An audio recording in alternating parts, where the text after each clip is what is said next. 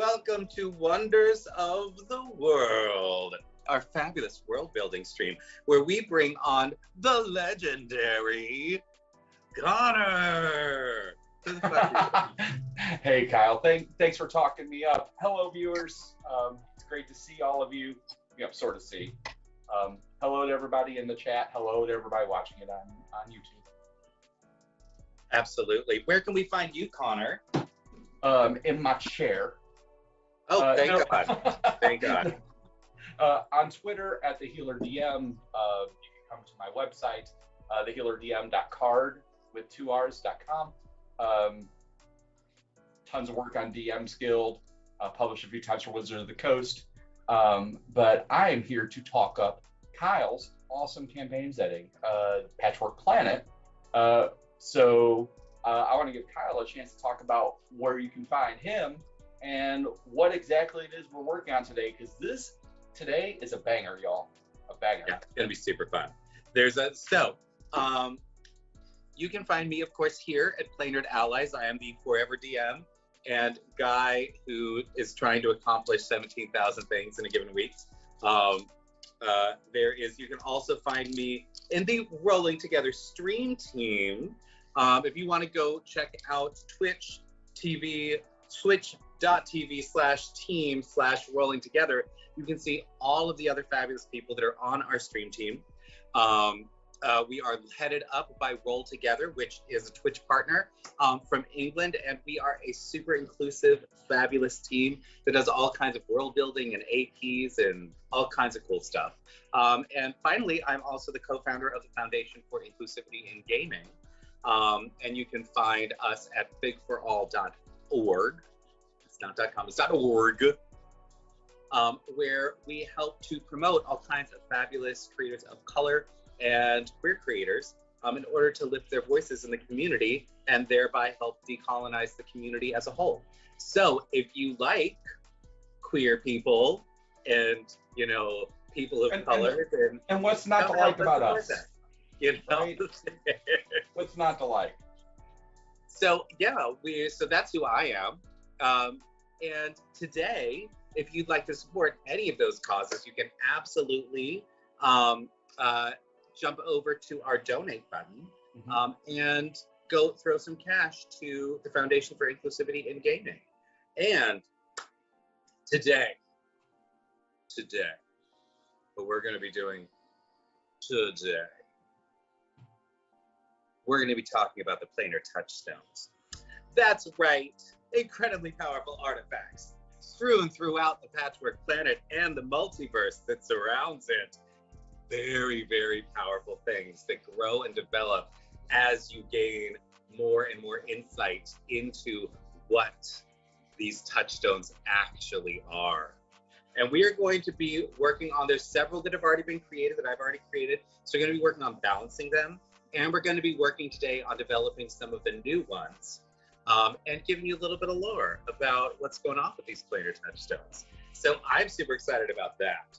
So jump in if you have comments, suggestions, questions, anything like that. We love to hear from you. It is incredibly helpful when someone's like, I don't get this. Could you clarify this for me, especially? Because they're like, oh yeah, we completely left out that, like there's like 2 sentences that we need to clarify that. We just did not have it. So absolutely, thank you everybody for being here.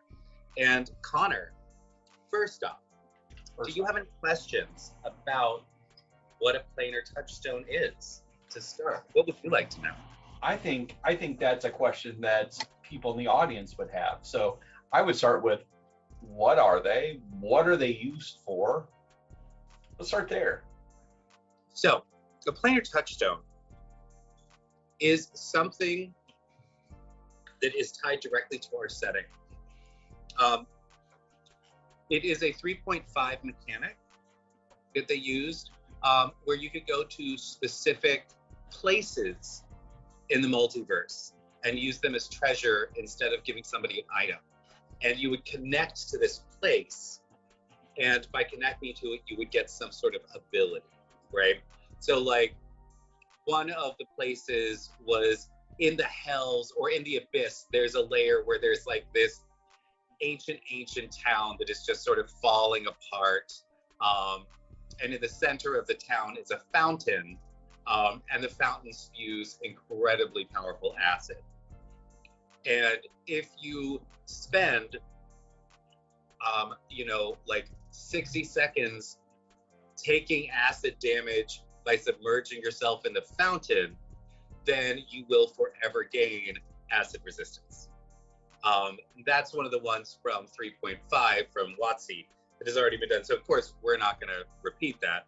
All of ours have to do with our setting and are crazy powerful and ridiculous. Secondarily, so the reason that they're specific to our setting now, I thought that they were going to be specific to a lot more settings, and then the new Spelljammer came out, and they got rid of crystal spheres. They did. So, which makes And me sad. phlogiston. I know, and that's like a huge part of our setting. Is that we live inside a shattered crystal sphere called the Reef of Glass, is where our world sits. And the players have found over the course of the last year's worth of campaigns that the Reef of Glass has exactly 42 fragments. And these fragments are literally larger than planets. They can rupture reality with their sharp edges. And now the players have begun to understand that each one of the fragments is specifically connected to one planar touchstone. And as more and more people connect to different planar touchstones, the crystal sphere starts pulling itself back together. We don't know yet what's going to happen when, I mean, I do, but my players do not yet know what's going to happen when all of the different pieces of the crystal sphere come back together. But they've already experienced a lot of situations where there is a resonance effect, where if two people who are both connected to a planar touchstone activate theirs near each other or try to connect their activation with each other, crazy shit goes down. So you've got like incredibly chaotic things, but also because the crystal sphere can literally warp reality, really interesting things start happening when you combine the powers of different planar touchstones.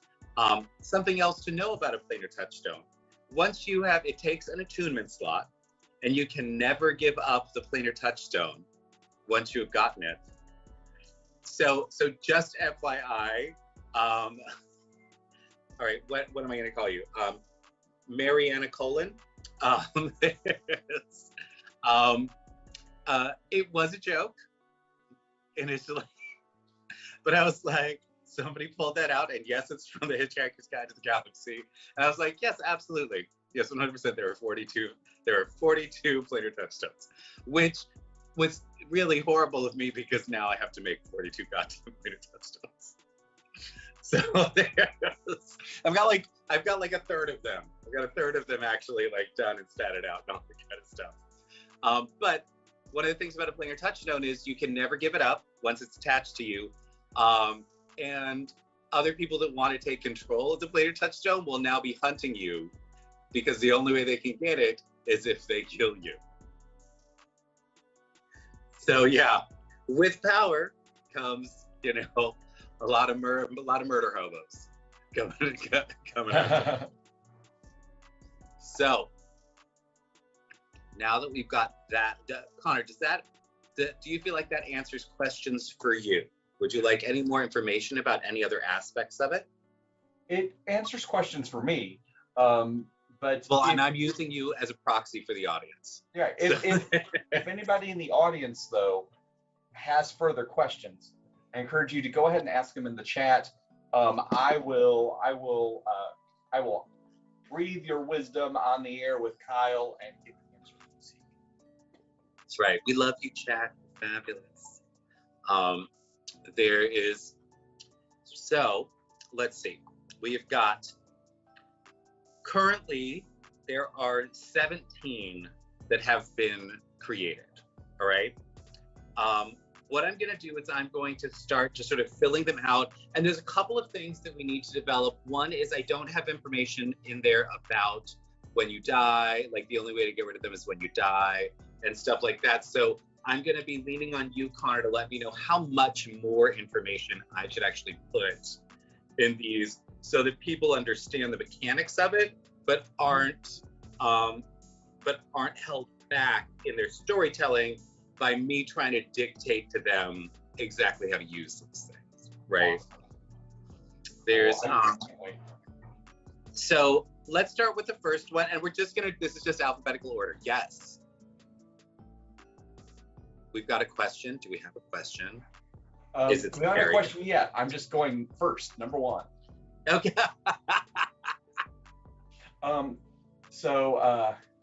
How characters feel upon finding a plain touchstone. A planar touchstone. How it makes people feel when they find them. So, this is fun. At least this is how I do it in my world. So, they've sort of figured this out at this point. But I just absolutely ripped off both Tolkien and Dvorak, by the universe here was created with the music of the spheres. So if you've read the Silmarillion, you know that Middle Earth is a planet in the universe that was created by the Elvish gods. And the way they created it is the Elvish gods got together and they sang this beautiful song that was the history of the entire universe. Every note sung. And in the beginning, it was in perfect harmony. And then the dark god, the precursor to Sauron, started singing something dissonant. And it brought conflict into the universe, and it brought hatred and darkness into the universe. But every time this dark god would sing dissonance, all of the other gods, understanding the weaving of music, would simply shift their melodies so that that dissonance was now harmony again. And then the dark god would change to more dissonance and they would recover. And so for a little bit there would be dissonance and then it would resolve. And that is true in our universe as well. All of the crystal spheres, this is why the crystal sphere is so important. All of the crystal spheres in this universe sing to each other. And while you're out in the rainbow sea, there are certain places where you can hear multiple crystal spheres singing at the same time. And they are all singing the history and the future of what's going on inside them. And they're all letting each other know what the universe is going to be and how it's going to develop. And if you stand in the right spot, you can hear the music of the spheres and it will destroy you because you will understand the entire history of the entire universe and it is too much for a mortal mind to grasp. So there are people that have gone out there and done it and come back and just have never been the same. They can no longer, they're sort of detached in time. It's difficult for them to remember when in their own timeline they are at that point. But when somebody gains control of a planar touchstone, there is normally this moment where they suddenly hear the music of the spheres and it's dissonant.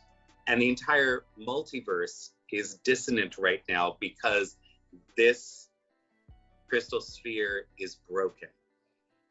So it is not singing the way that it should. So you get this massive dump of information. It's incredibly dissonant and it'll break your brain for a little bit. So the mechanic in our world is once you got a planar touchstone and you get soul bound to it, every time you try to talk about the experience of the music of the spheres or the planar touchstone itself, you have to roll a d20. And if you roll anything besides a natural 20, not only can you not speak about the experience because it's just overwhelming, massive surges of wild magic start happening around you and just chaos. So, like, one of the characters tried to start talking about it, and suddenly, instead of words coming out, like, in a 20-foot radius around them, suddenly everything was just cacti. Like, just a field of cacti grew, just randomly, just around them. That's all. You know, others will suddenly just start, like, you know, spewing forth a bunch of copper pieces instead of talking, or like there might be a big explosion or something like that. So it is very difficult to discuss with from one player to the next. Yes, so I hope that. So it very well might help return the harmony of the song. It very well might. I think that it is important to know that. But I also, just FYI, I do have one of my players modding the chat right now, so I'm trying not to give away anything that they don't have. So let's jump right into it. All right, so in alphabetical order, the first planar touchstone is so far the only living touchstone. This is Auliel, the soul dragon. So give me a sec. Auliel, the soul dragon. I'm going to give you a little description. Let me jump over to D&D Beyond. And I am going to pull the language from here, but I'm also going to give you the stats, because I love this, for Auliel herself. So let me dump this in here. There we go. Oh, it's not doing the thing that I want it to do. Let me see. Control C. And there we go. And we are going to, nope, that's not what I want to do. All right, this will be a little more difficult than I had anticipated. And that's okay. Now, I'm going to jump back over to D&D Beyond real quick. And let us look at Auliel. So, she's a young dragon. She is the child of a crystal dragon named Wisp and a black dragon that had fallen in love with the crystal dragon and was then captured by a group of drow matrons and forced to serve at their leisure by utilizing the powers of the black orb of dragon kind. So Auliel the soul dragon, I won't go through like all of their stats, but you know, they can burrow, they can climb, they can fly. They are resistant to acid, psychic, radiant, and thunder damage. They cannot be grappled, paralyzed, or restrained. They've got blind sight, they've got dark vision, and they've got telepathy. They have something called the multiplanar form. Auliel exists in both the prime material plane and the astral plane simultaneously. Her form seems to ripple and shift as various parts of her disappear into or emerge from the astral plane. This gives her the constant protection of a blur spell, which I love. She does have multi-attack. She can do a bite and 2 claw attacks at this age. Her bites not only do piercing damage, they also do radiant damage, though her claws only do slashing damage. And her rechargeable breath weapon is something called the psionic roar. The dragon roars, doing sonic and psychic damage in a 30-foot cone. Each creature in that area must make a DC 15 Constitution saving throw, taking 6d8 radiant damage on a failed save, or half as much on a successful one. On a failed save, the creature's soul is shoved from its body into the astral plane, and it takes 1d6 rounds to find its way back. So think Doctor Strange when the Ancient One just knocks his astral self out of his body. That's what Auliel does with her with her breath weapon, essentially knocking people unconscious for 1d6 rounds until they can find their way back. And if you destroy their body while they're still in the astral plane, then their soul is just stuck there, So that's fun. And she can use psionics. At will, she can do Mind Sliver, Shield, and Crystal Shard. So it is incredibly difficult to hit her physically because she's got both Blur and Shield. So, it's just like, if you don't catch her unawares, she's gonna get you. And then once per day each, she can cast Hold Person and Counterspell. And finally, she has one reaction called Soul Seer. Using her reaction, when Auliel is targeted with an attack, she can force the attacker to empathically connect to each other creature within 120 feet of her. So every creature on the battlefield within 120 feet, whoever attacks her now has a connection to. Until the beginning of her next turn, the creature will take half of the damage of any attack targeting any creature to which they are linked as radiant damage, including Auliel. This lasts for 3 rounds. At the end of each of its turns, the creature will make a DC 15 Wisdom saving throw to stop the empathic effect, which means that, if you've got a creature that attacks Auliel and Auliel just connects them to everybody else on the battlefield, every time anybody gets hit, this creature's going to take direct damage, right? So they have to, because she is a dragon of peace, what she's essentially doing is like, okay, you just tried to hit me, totally fine. You better help me stop this fight right now, or you're going down. That reminds me of the Oath of Redemption feature. Yes, I love it. Made me very happy. Yeah, it's delightful. 3.5 is great. So Auliel was born of both darkness and the light, a rare hybrid dragon born by a crystal dragon and sired by a black dragon. She has strange powers that seem to shift and grow as she ages. As a child, she can already shift people's souls to the astral plane with her shattering roar, but what will she be capable of as she matures? Inner turmoil. She hatched from an egg pulsing with radiance and unseen energies. As she emerged, her form began to shift and fade in waves. Watching her fade in and out of existence is almost hypnotic, and many scholars have begun studying the patterns of her shifts as auguries into coming events of the multiverse. And instant imprint. Auliel imprinted instantly on the city in which she was hatched, and has been a faithful protector of Delver's dreams since she gained sentience.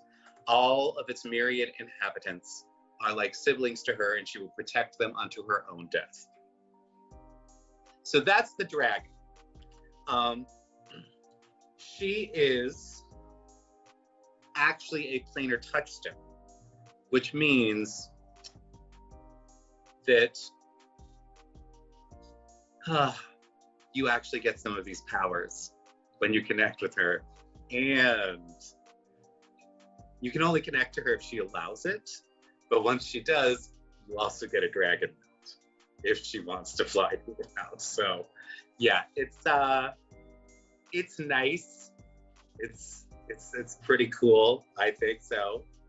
All right, I'm going to finish creating this thing. All right, there we go. All right, so it's not going to be as pretty as the one that I had on D&D Beyond, but that's fine. And I will get rid of all of these. There we go. All right, so the living touchstone named Auliel is a wonder in the world. She exists in both the astral plane and the prime material plane simultaneously. Due to this, she confers many benefits on the one that she chooses to allow attunement. Once you attune to Auliel, your connection to your own soul becomes easier to draw on and to understand. Your wisdom score is increased by 2, as is the numeric cap for your wisdom score. So now your wisdom score can go up to 22. You may cast Blink once each day as you pop into and out of the astral sea. This ability recharges at twilight. Everything for her recharges at twilight. And now, let me see if I got everything in there. Anytime you are in the astral sea, Aliel will travel with you, giving you advantage on all checks based on wisdom and intelligence while you are there, which is important if you're going to be in the astral sea, because it means you can get further faster, and the astral sea will actually bend itself around you to help you get where you want to go. Let me see, that goes here in that section. Now, I'm trying to flip through all of these different friggin' panels over here. Now, there is a mechanic called, that's if you attune, so that's what happens. Then there is a mechanic called soulbound. And what that means is once you have used the planar touchstone enough, and this is up to the discretion of the DM, your connection to it gets deeper and deeper and deeper.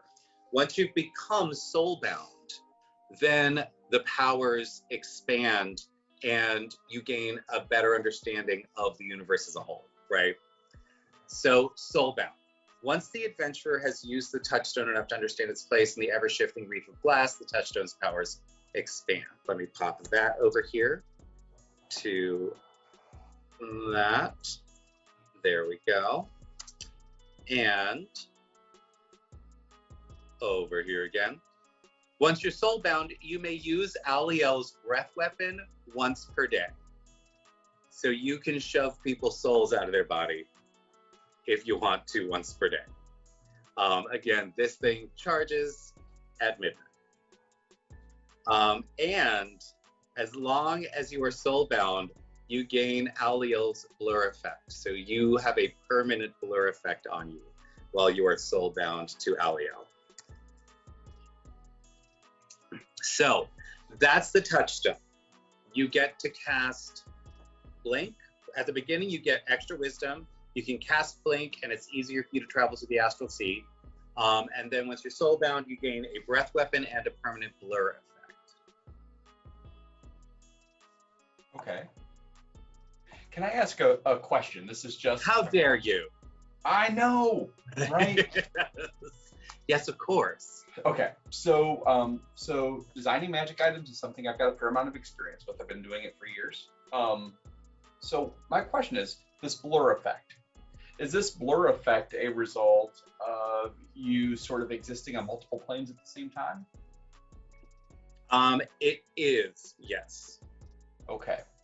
The reason why I ask is because while the spell effect is great, my knowledge of the blur spell is that it is an illusion and not an actual physical manifestation. Yes, meaning that if somebody has true sight, they can ignore it. But it sounds like this is something that you shouldn't be able to ignore.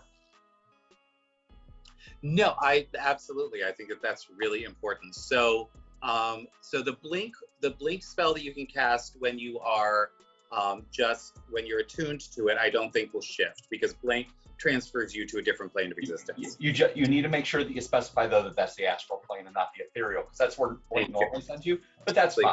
Days you pop into and out of the astral sea. Yeah, so that's already in there. Okay. But with the blur effect, it could just as easily be attacks against you have disadvantage. This blur effect actively shifts parts of you from the prime material plane to the astral sea. Due to this, it confounds true sight and similar spells that allow something to see through illusions. Yeah. I also want to add in there too, in addition, it makes you vulnerable to discovery by creatures in the astral sea, because that would be the downside of it. So you always have blur. You're always like, nothing can actually counteract it. But you might get eaten by an astral dreadnought. If you piss off the DM enough. So fabulous. All right. I think that's delightful. All right. I think that I'm actually going to do something real quick, because the spreadsheet option here is really annoying the hell out of me. So I am going to create a Google Doc instead of a spreadsheet, so that I can just have all the different ones, and then I'll put an index in there. So let me set that up, and then we will continue, because this is not fun having to copy and paste everything all over the place. Right. I blame you. Okay. 100%. I'll take it. It hurts my feelings. I would like chat to know that Connor hurts my feelings all the time. I cry every night. No, get down off the cross, Kyle. Somebody could use the wood. Oh. It's 90 degrees outside. Are you cold? Is that what's happening here? Oh, I'm crying over here. Don't come at me with your religious iconography. My dad was a fucking priest. I've got answers to all that. There's we have got, all right, let's set up a new thing, and this is going to be Alio, the Soul Dragon. So bear with me as I get this set up a little bit. I am going to try to pull all of this from the website, and let's see if it'll let me. Let's just see if it'll let me. And if it won't, I will sue them. It'll be scary. Yep, perfect. There we go. All right. That's actually delightful, and it allows me to do all kinds of. Oh my God! It keeps the links. I can link to like the spells and stuff in D&D. That's awesome. From my Google sheet. Yes for the win. All right. I get excited about really ridiculous nerdy stuff. Let me see. All right, and now let me get this final bit of it, and I'll pop this over here. This blur effect is due to this. It confounds. There we go. There we are. I love it. So there's Aliel, the Soul Dragon. Makes me happy. Oh, yes, I can. I can share that link so that you can show the fabulous people in chat what this looks like. Hold on just a moment. There we are. You've got it. So I want to check in with chat. So we've gotten deeply nerdy about the planar touchstones, which of course makes me so happy because I'm like just a geek from way back. Now, shall we move on to the next one? See what the hell is going on with the next touchstone. Do you have any other questions about this one? And I know that what's going to happen is we're going to, as we see sort of like the power creep of all the different ones, we'll like go back and forth and sort of nerf some things and expand some things and all that. I don't have any questions about that one, no. All right, let's move on to something called the Black Bulwark. This is something that they found in Gehenna, the walking city on the plain of Gehenna. Let's pop this guy up and let's get this over here to the Black Bulwark. There we go. And no, stop that. Stop doing that. We're going to do better. We're going to do better here. We're going to do better. And we're going to try this again. There we go. All right. So at the heart of the walking city of Gehenna is a powerful touchstone that protects the city from the infernal heat of the volcano that it wanders. The black bulwark, when found and attuned, becomes a powerful protector of both the one attuned and their home. A misty black aura reminiscent of volcanic ash surrounds the character. They become more resistant to physical attacks and to magic attacks.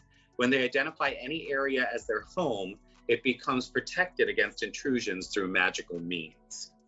So when you are attuned, you become immune, not resistant, immune to non-magical weapons, is the first thing that happens.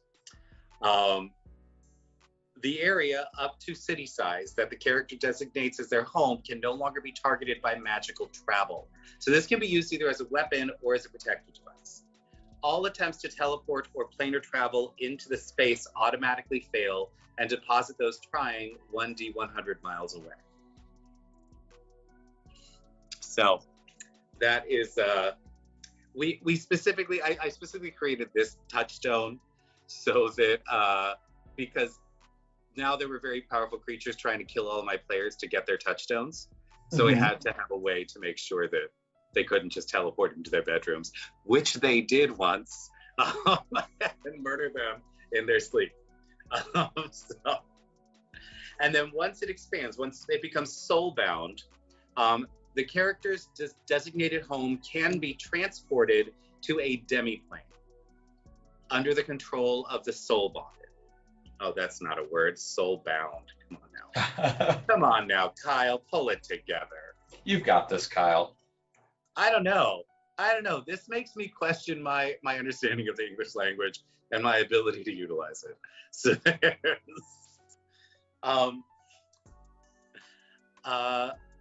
now plate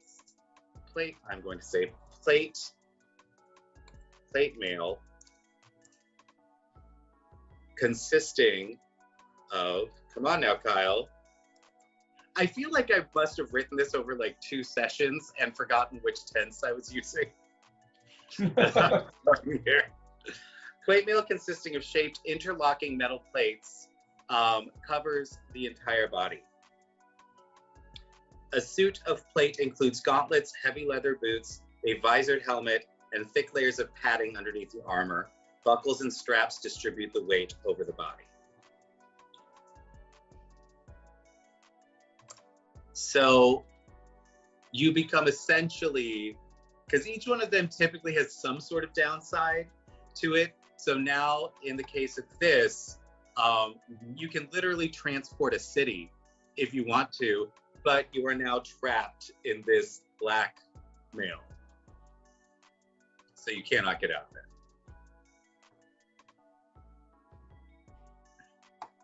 How do we feel about that? So it traps you in a clothing choice or an armor choice. Yeah, essentially. Yeah. So if you're talking about, it depends on the sort of campaign you're going to run, right? So that is a downside that for some campaigns wouldn't be a big deal, and for other campaigns it might be.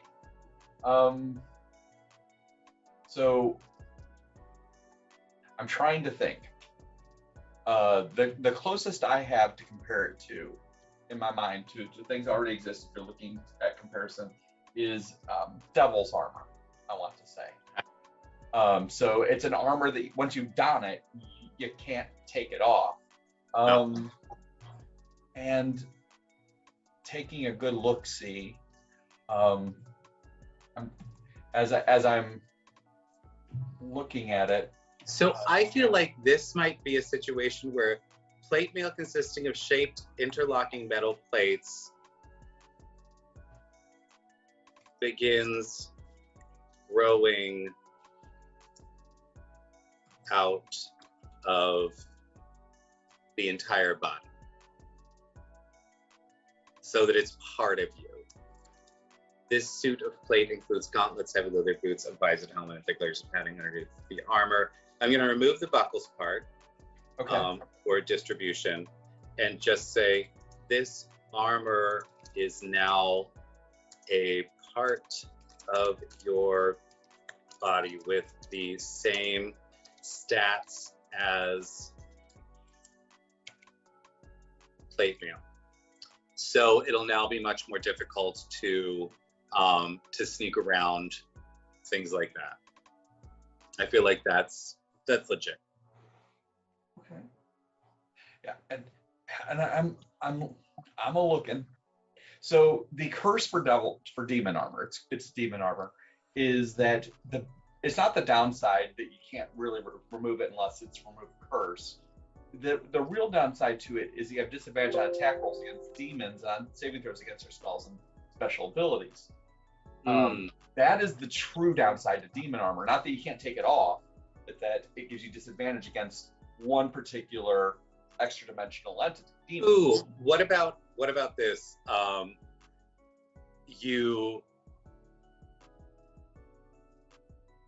Anytime you are teleported or plane shifted with a group, it can never be on target again.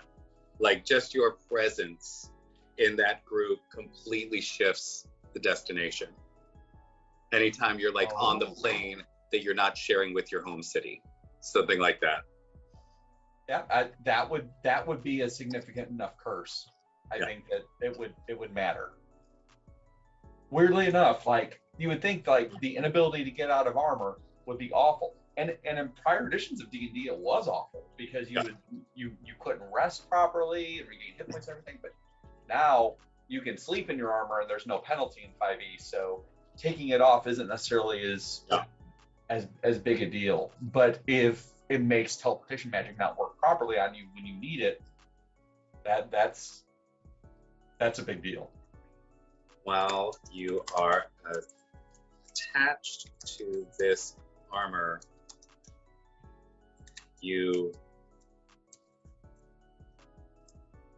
I'm trying to think about how you would phrase it with the mechanics of 5e. While you're attached to this armor, anyone attempting to plane shift or teleport you will have their spell misfire, sending you to a random location on the plane, sending you to a random location or a random plane. So if you so this is the homebody touchstone. You don't ever want to leave your city. Like it's like that's just this is for people that like not hanging out outside. Like all right, any other notes on that one? And chat, do you have anything interesting to say about all of that? Let's see. So we've got a left field question. What if somebody does not consider home to be a physical place, but a concept, such as home is wherever chosen family gathers? They would, as long as they name that as home, then that becomes home. And they can shift that as needed. Let me put, but that's a good question. Let me put a little thing in there. Can no longer be targeted by magical travel. Any space designated as home must have some connection, some deep connection to the character. There we go. So you can't just name like this store where I don't want people to be able to do stuff with, or like this arena where I am fighting something, you know. There's it has to be, you actually have to have a connection to it, but that's fabulous. Thank you for that. This is why I love chat. Yeah, There it is. they catch those little things, Alex! right? Wolf! Kev! Normally when I'm in chat with people, like I'll do like their name with an exclamation point. So I love it. There's all right, so let's jump to the next one, shall we? Ooh, this is Lando's. This is one of Lando's touchstones. This is the bones of the Titan King, which is super extra. They all have like lovely grand names. Ridiculous, ridiculous names.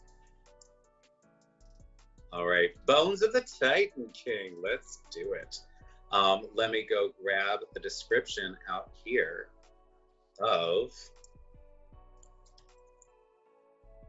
this, and we will copy the hell out of that. All right, are you ready? As ready as I'm going to get. Ready for some crazy shit? I'm ready for some bones. If you have ever, this is not that kind of stream, Connor. You calm the fuck down. I love how it wasn't just one, it's multi, and I'm not going to slut shame you at all. I'm 100% here, very sex positive. If you want multiple bones at once, 100% you do you, hon. But we're on Twitch. We're not going to be showing that. No, Okay, no, Connor? no. Definitely none of that. No feet. No drinking. No. I mean, I'm going to drink my tea on stream. I'm drinking. I know in Mormon world, this caffeine would be unacceptable, but you know what? I'm going to do it anyway. Yeah. All right. So, found on the third layer of Arborea, this almost unmarked tomb sat undisturbed for millennia. Once, this was the seat of power for the tribes of Titans that roamed Mythardir. As the powers abandoned this layer, its beautiful forest slowly died, as did the soil itself. Only white sand is left now, after so many years of neglect. On a mission for Sune, the goddess of love, a group of adventurers inadvertently woke the now undead Titan King. After slaying him one final time, they left his bones atop the ancient tomb that their success had surrounded with a newly risen and bountiful forest. Once you are attuned to it, and to attune to it, you must take like a tiny chunk of bone and eat it from the Titan King. The adventurer will now have resistance to thunder damage. In addition, the adventurer will now be able to cast Lightning Bolt once per day. This ability recharges each dawn. The Lightning Bolt increases in strength as the adventurer becomes stronger. Its initial damage is 8d6, like a typical Lightning Bolt. Every level that the adventurer gains while attuned to this touchstone increases the damage by 1d6. So if you somehow manage to, I mean, you would not, if you somehow manage to get to this touchstone at first level, then at 20th level, your Lightning Bolt doesn't do 8d6, it does 28d6. So I wanted something that would scale, effectively. So it's, because eventually you get to the point where like a single Lightning Bolt at its normal damage level is sort of meh, it's not gonna do much. And then once you're soulbound, once per day, the adventurer may sacrifice half of their HP to transform into a storm giant skeleton. And they use the stats of the storm giant skeleton. They take on the physical ability scores and saves of the new form, but retain their mental ability scores and saves. This form lasts until the adventurer slays at least 200 hit points worth of monsters, or is taken to 0 hit points, at which point the adventurer will revert to their natural form. This was essentially, I wanted to set it up for a couple of reasons. I do need to add one thing in there. The adventurer is unable to use the lightning, what is it? It's the lightning throw, I want to say, ability of a storm giant skeleton. Do you have, what's the rechargeable thing? I can't remember right now. Give me just a moment, we'll look it up. We will look it up. Chat, do you know what it is? Do you know what's going on, chat? Good question. So at what level my characters start encountering these stones? They can be very early. My adventurers started encountering them at like 3rd and 4th level because they were going on these crazy epic journeys, right? But you can keep them for later levels, or you can, the reason that I did it that way is so that like everything starts getting crazy and epic as the whole world starts shattering, right? And I'm going to look at a storm giant skeleton over here. My computer's very slow, please excuse me. All right, storm giant skeleton, it's the lightning strike. They have the ability to do a lightning strike rechargeable thing, and I don't want them to be able to do that. And because then they can just throw lightning all the time. I want them to have to use their like one lightning thing, and then that's it. Then they're just a giant, because they're huge. They're not large, they're a huge giant. The adventurer is unable to use the lightning strike feature and is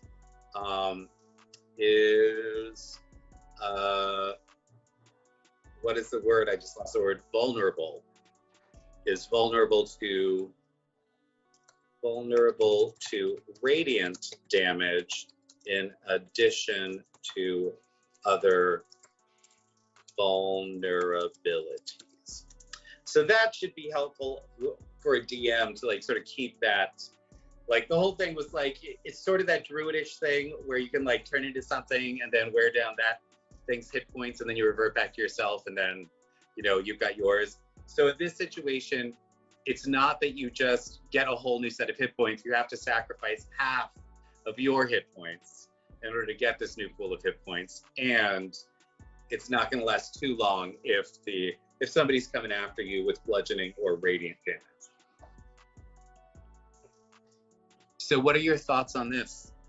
Turning someone into a giant, a lightning throwing giant. Lightning throwing giants is pretty cool.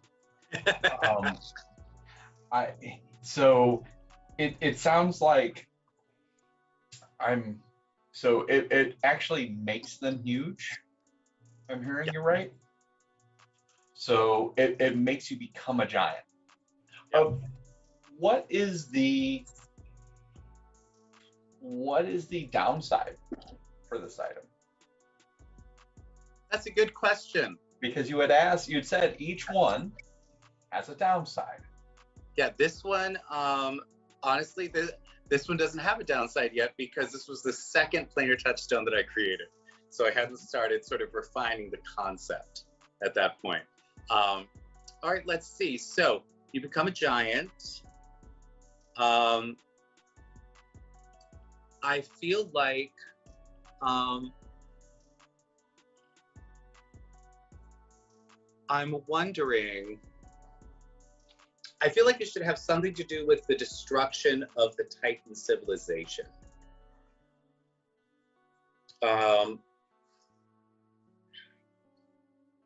There's,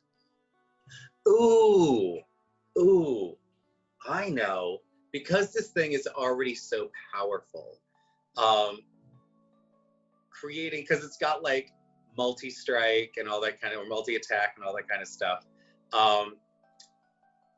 I think on a critical hit,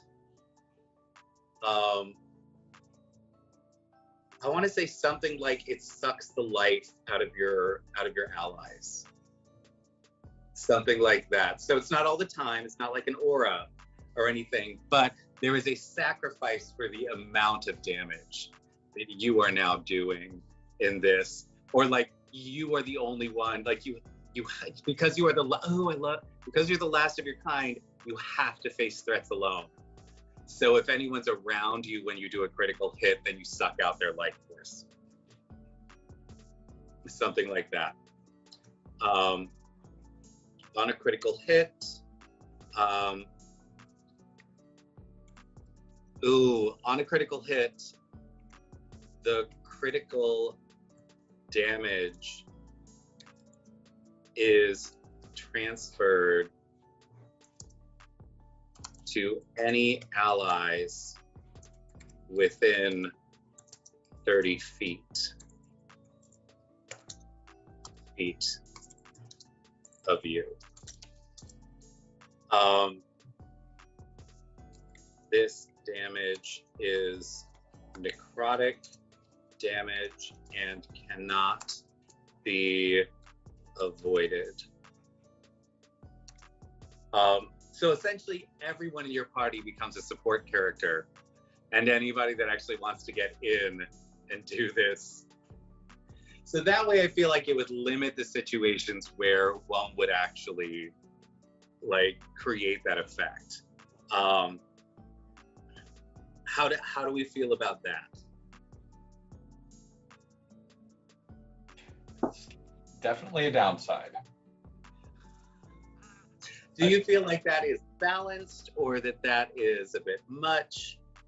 Well, so my general opinion is that the feature from this one isn't as powerful as the features from the other ones.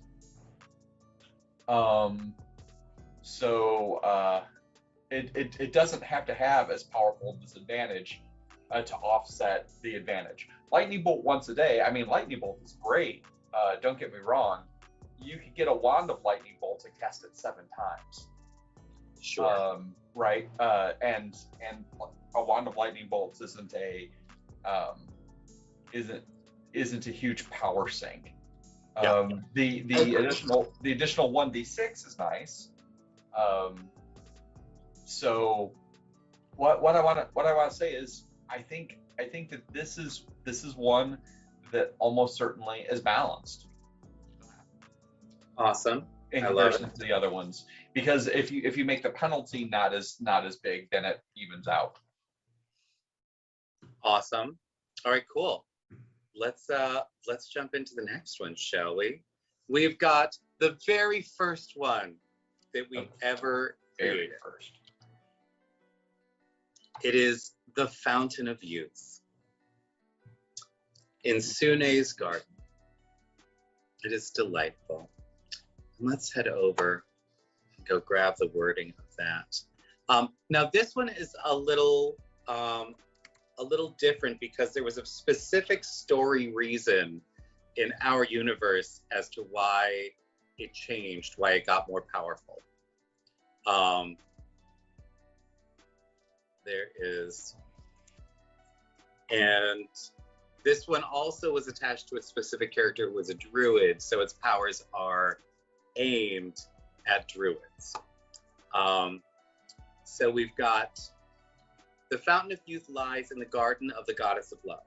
This fountain is said to offer both youth and beauty to those who sip from its waters, but these gifts fade as you leave the gardens. In order to take the benefits with you, you must create a connection to the fountain using the experiences that have aged and changed you.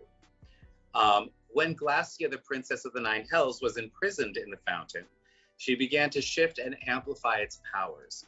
Her abilities and beauty have given rise to wild passions and incredible devotion that mesh perfectly with Sune's already powerful allure. Whereas Sune has imbued the fountain with the power of love, Glacia has infused it with a fiery passion. And when you attune to this touchstone, you get +2 to your charisma, and it raises your maximum charisma amount. So you can now be up to 22 charisma. In addition, the adventurer can now channel their beauty to affect people around them once per day. Once per day, the adventurer may amplify their beauty to epic proportions, forcing another person to be stunned. I'm going to change that to creature. Forcing another creature to be stunned and awed by their presence. This person is under the effect of a hold person spell. This creature is under the effect of a hold person spell, but the saving throw is based on charisma instead of wisdom. This ability is replenished at dawn each day. And once you become soulbound, learning true passion forces all fire-based spells or abilities used by the owner of the touchstone to be infused with Hellfire. 1/2 of all damage dealt by these spells/abilities bypasses resistance. Hellfire damage can even harm creatures immune to fire, though it only does half damage to those creatures. Any class may have a companion/spirit/familiar may now summon a Hellhound instead of their normal choices. So it gives you a very powerful companion and Hellfire-based fire damage, in addition to making you very, very alluring to everybody. This one also does not have a downside. So I am, ooh, you know what? Since everything here is sort of based on spells, I think we can take this fiery passion and force, whenever you use one of the abilities, you have to roll a charisma saving throw, let's say, and if you fail, you go into a rage. So you can no longer use spells. You just go into a complete rage and you have to fight with your hands at that point. I feel like that would be. And I was thinking, since the effect of it is that you become supremely beautiful and alluring, disadvantage on all stealth rolls. Ooh, I like that. Would be because you just can't hide. The magic forces you to be noticed. All right, let's see. Let's see about the fountain enhances the beauty in subtle and instead of in subtle and graceful ways, it will enhance your beauty in dramatic and powerful ways.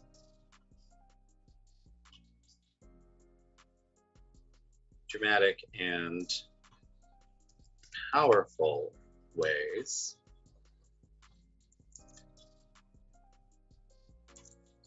Everyone notices you all the time, giving you disadvantage on all stealth-related checks.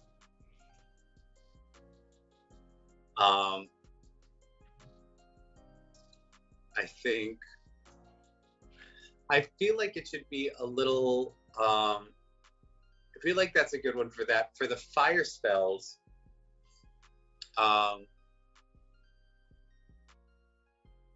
let's see. What should we do with that? One thing I would say is to put it on the same level as a lot of the others. I would consider switching that spell effect from hold person to hold monster. So it can target more creatures than just humanoids. Especially given that now with the new Mordenkainen's book, Mordenkainen Multiverse of Madness, or whatever they call it. That's me kidding. But you can play a lot of things that aren't humanoids just to start. That's right. A bunch of them are fae instead of humanoid. Yeah. All right. Hold monster spell. And oh my God, I know exactly what does that. Okay, so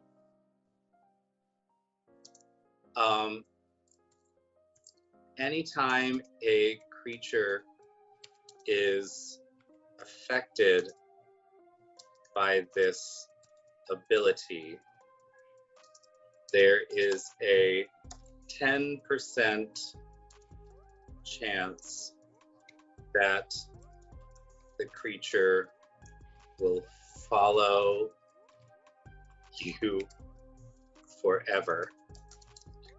This can create some real issues if a wild creature is deposited in the middle of a city.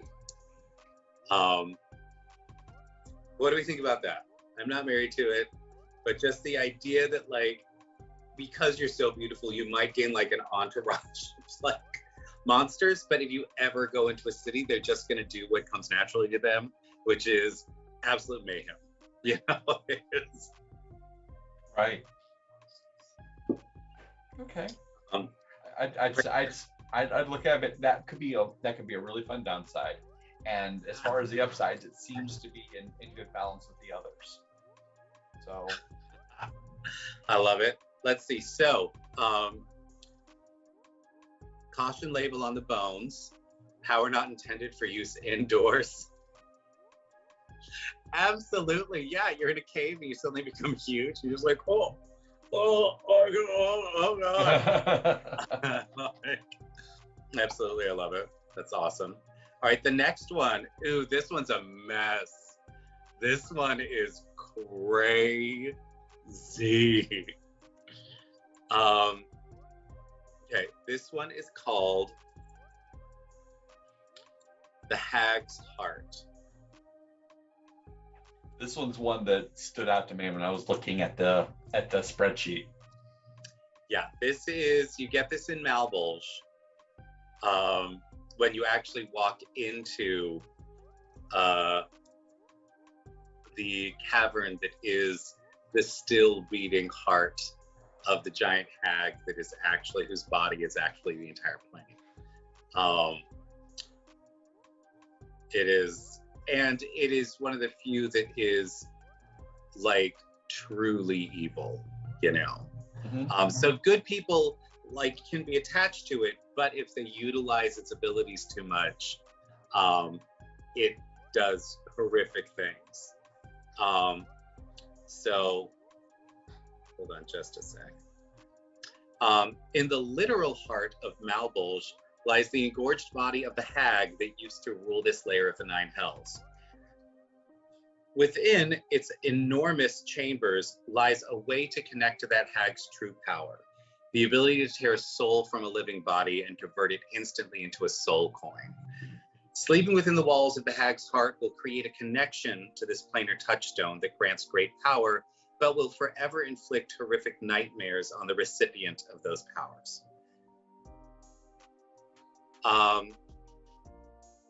When you attune to it, the hag's prodigious mastery of the arcane arts gives the one holding its power advantage on all saves against magic, spells, and their effects. So you gain resistance to magic. Once per day, you may use the hag's heart to tear the soul out of a creature that has less than half your current hit points. The creature immediately dies, and its soul is converted into a soul coin. This is a truly evil act, and every time this ability is used, there is a 1% cumulative chance that a being from one of the upper planes will appear to destroy you. This being will fight until its death to destroy you, giving no quarter. The chance of this happening will increase 1% every time this ability is used until a divine being appears, at which point it will revert back to 1%. So there is a chance, like every time you do this, there's a chance that you'll be hunted down by creatures of the upper planes that want to eradicate evil from the multiverse. And then once you are soul-bound, this is where it can get really sticky for a DM. You may now offer contracts as a hag does. These contracts are immutable unless both parties agree to terminate the contract. You may offer any service that you are capable of providing, or you may negotiate any price. If one party does not fulfill their part of the contract, their soul is forfeit to the other.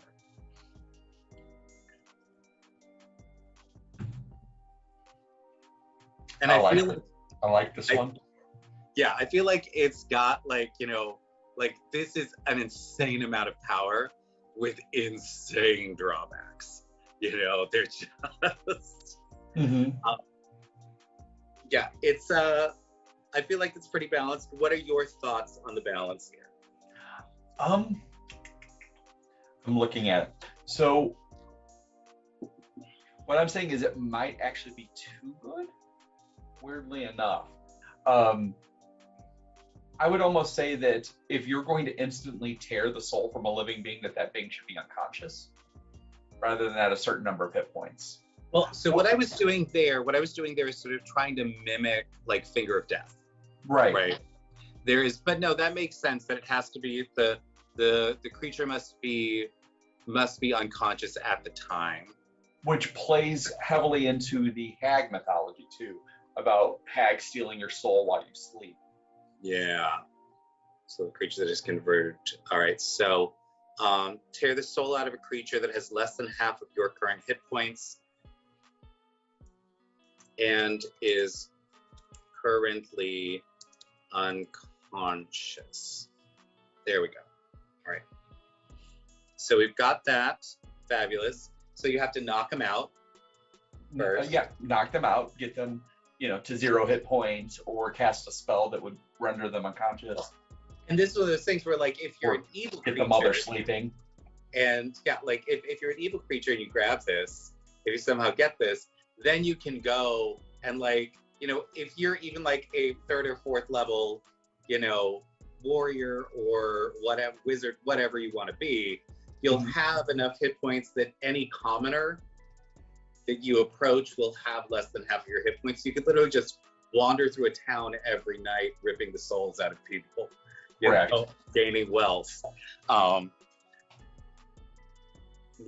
I feel like it is, and I wanted this to be like a real choice, because there's, in 5e, I like the fact that they got rid of the vast majority of the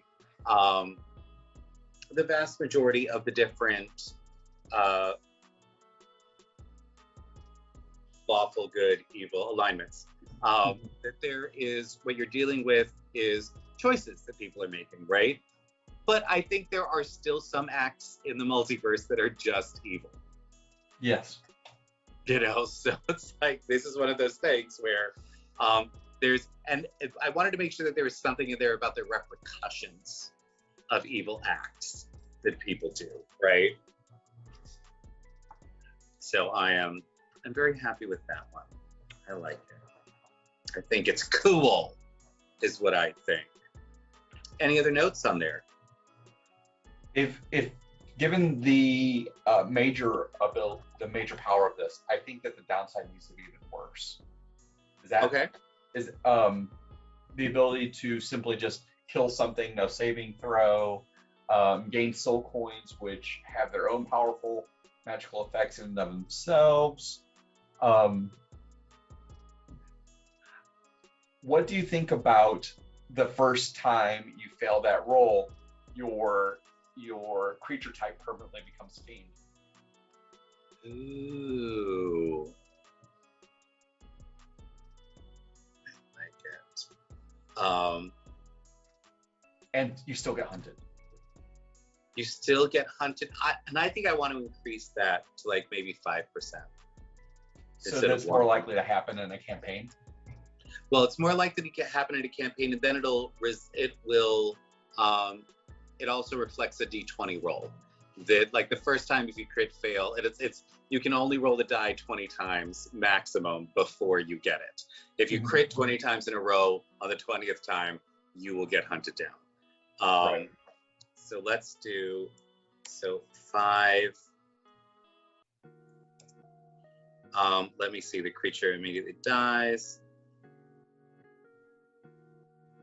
Which one will revert to 5%. The first time you utilize the power to utilize this power to create a soul coin, your creature type immediately becomes fiend,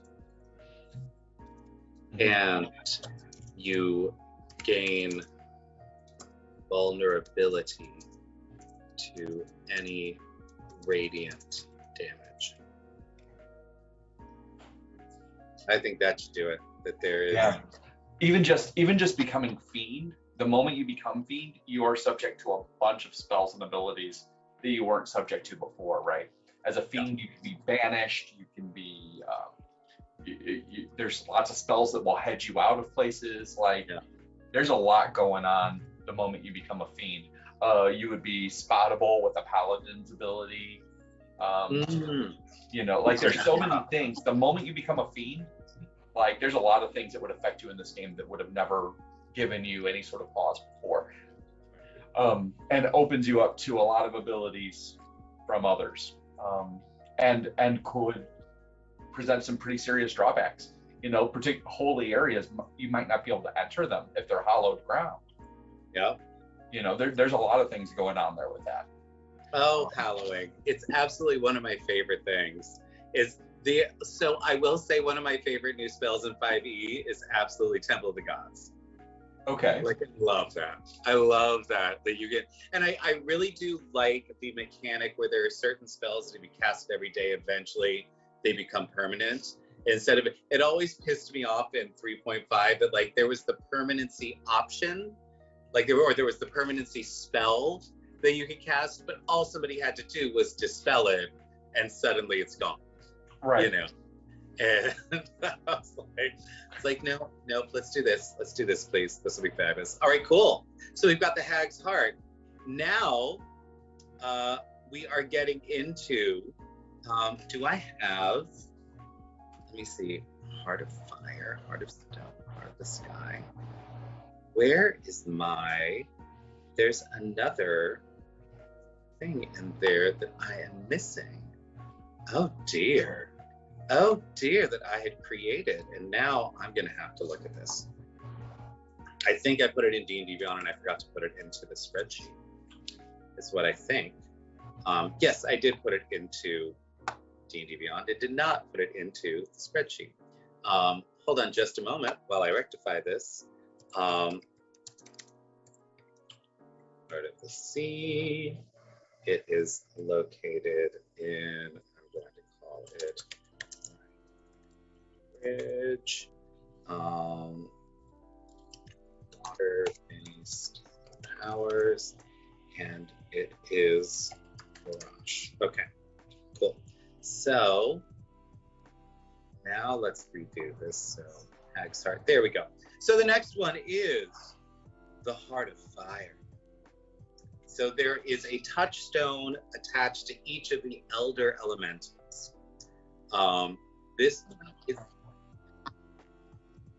yeah. Oh, fabulous, absolutely. There is, yes, oh, yeah, we're about an hour and a half in. Fabulous. There is, so yes, let's do a little break. Hey, everybody. Thank you for being with us today. We'll be back in just a few moments. As you are looking around, please feel free to head down to our About section and check out all of our fabulous sponsors, including Hero Forge, who we absolutely adore.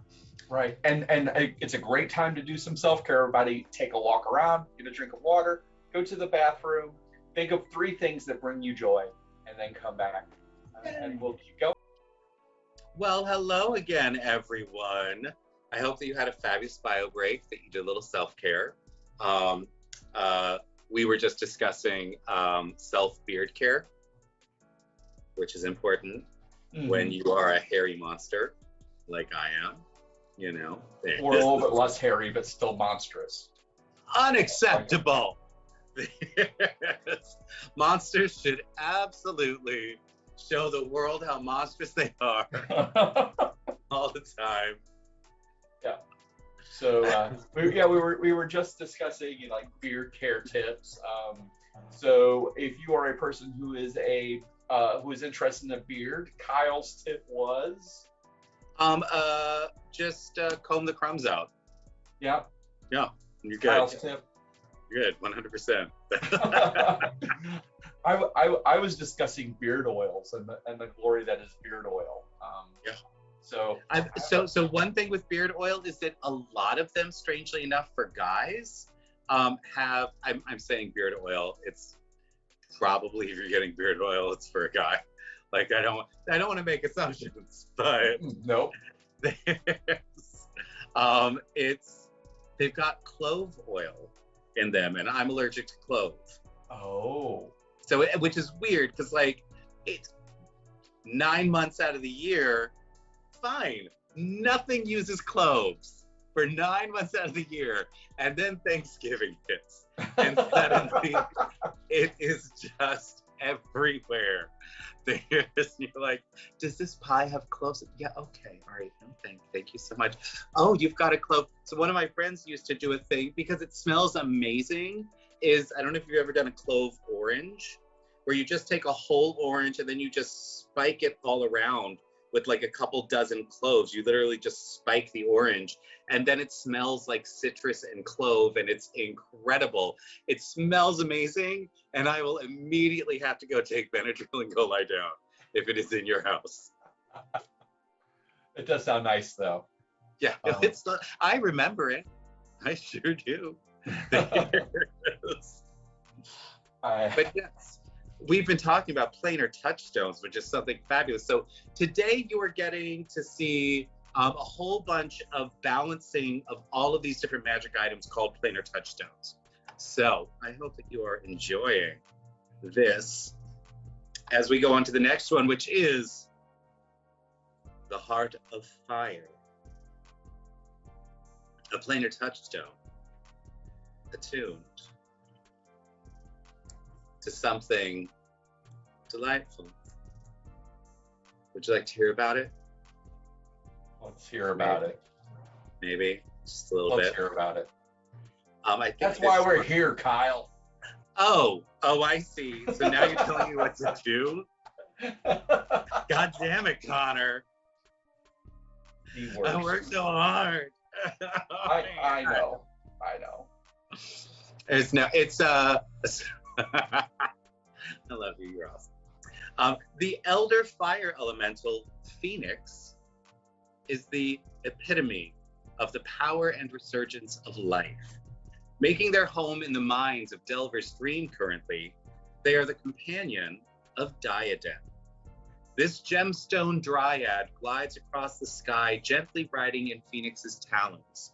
She is currently attuned to the planar touchstone that is the heart of the Phoenix. Utilizing its powers to help keep her sister safe, has put a smile on this surly dryad's face for the first time in decades. When you are attuned to this touchstone, you gain resistance to fire damage, of course. Once per day, you may summon flaming wings that spring from your back for 1 minute. During that minute, you may use those wings to make 2 attacks. On a successful roll, you will do 2d6 fire damage and throw your enemy up to 50 feet away from you. If your attack misses, they will only take 1d6 fire damage. Regardless of whether they succeed or not, 1 wing disappears after each attack. Then, when you become soulbound, you become immune to fire damage. Your wings now allow flight as long as you have both wings. And when you are reduced to 0 hit points, you explode in a powerful explosion. I hate that wording, in a powerful cataclysm. There we go. That's the English language at work. Powerful cataclysm. Each creature within 50 feet must make a dexterity saving throw. On a failed save, a creature takes 1d10 fire damage per hit die that you possess. On a successful save, they will take half damage. Each creature must make a percentile check. If the roll is less than the damage the creature took, they are transported to the plane of fire. The character regains all of the hit points that other creatures lost in the conflagration. This ability only triggers once a week. So, what are our thoughts on this?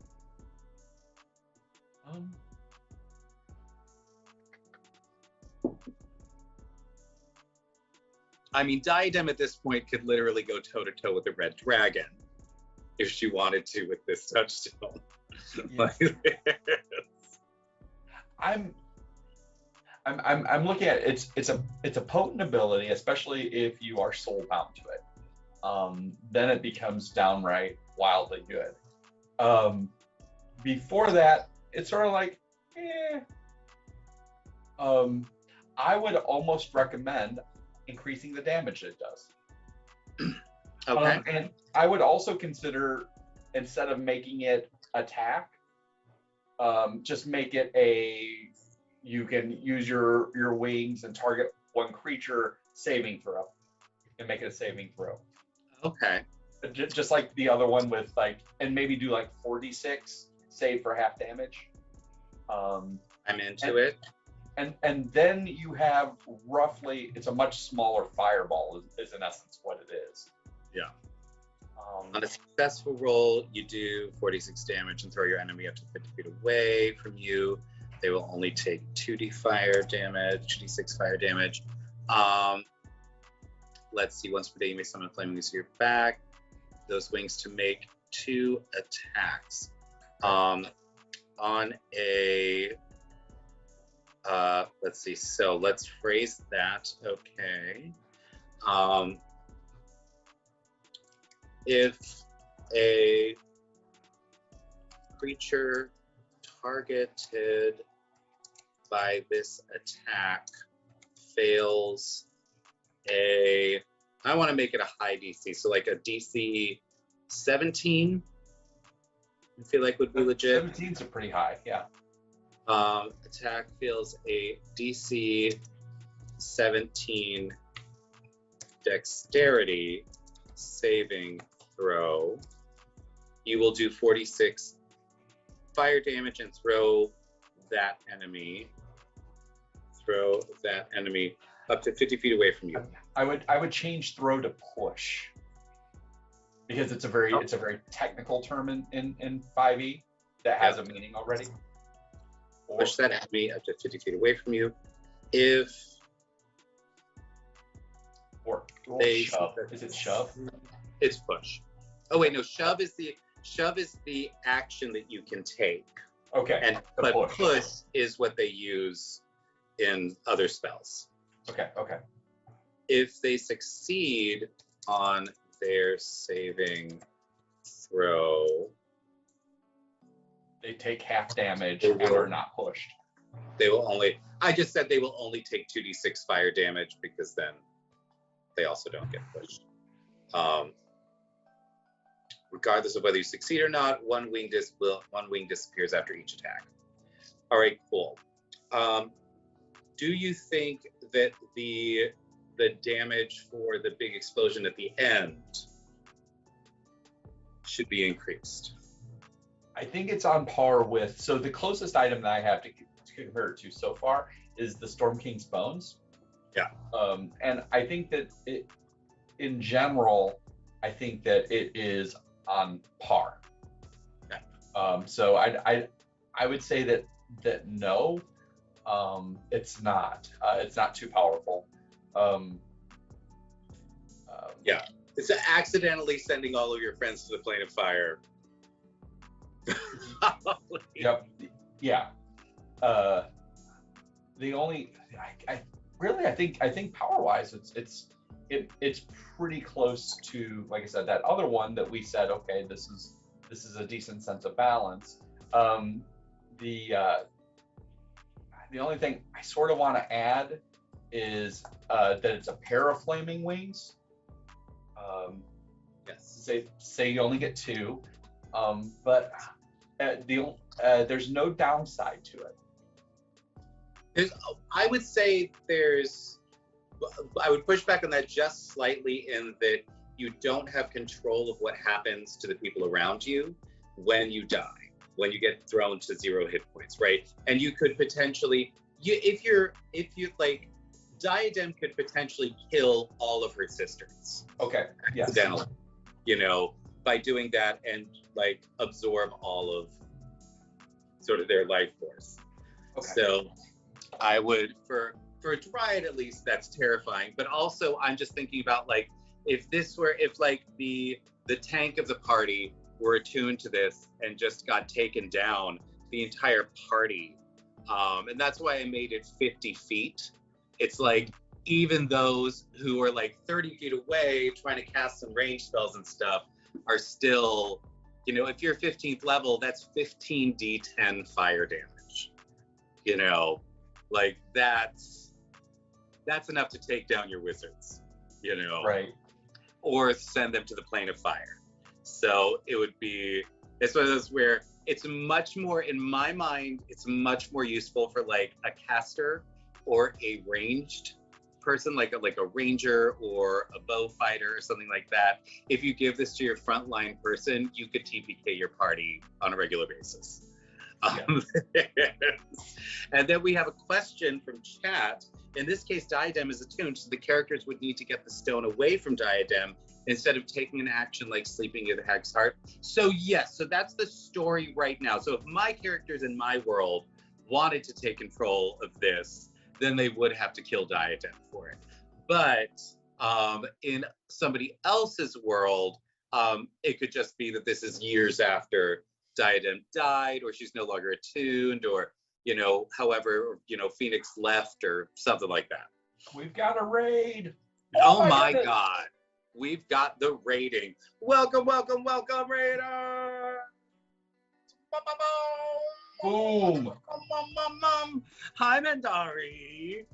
Mandari is delightful. Mandari is one of our fabulous people on the Rolling Together stream team, and she makes me happy. She makes me happy. Yay. How was your stream today? Was it delightful? I saw that your stream title was feeling productive. Were you in fact productive today? Is that what happened? I hope so. And hey, Raiders, while you're here,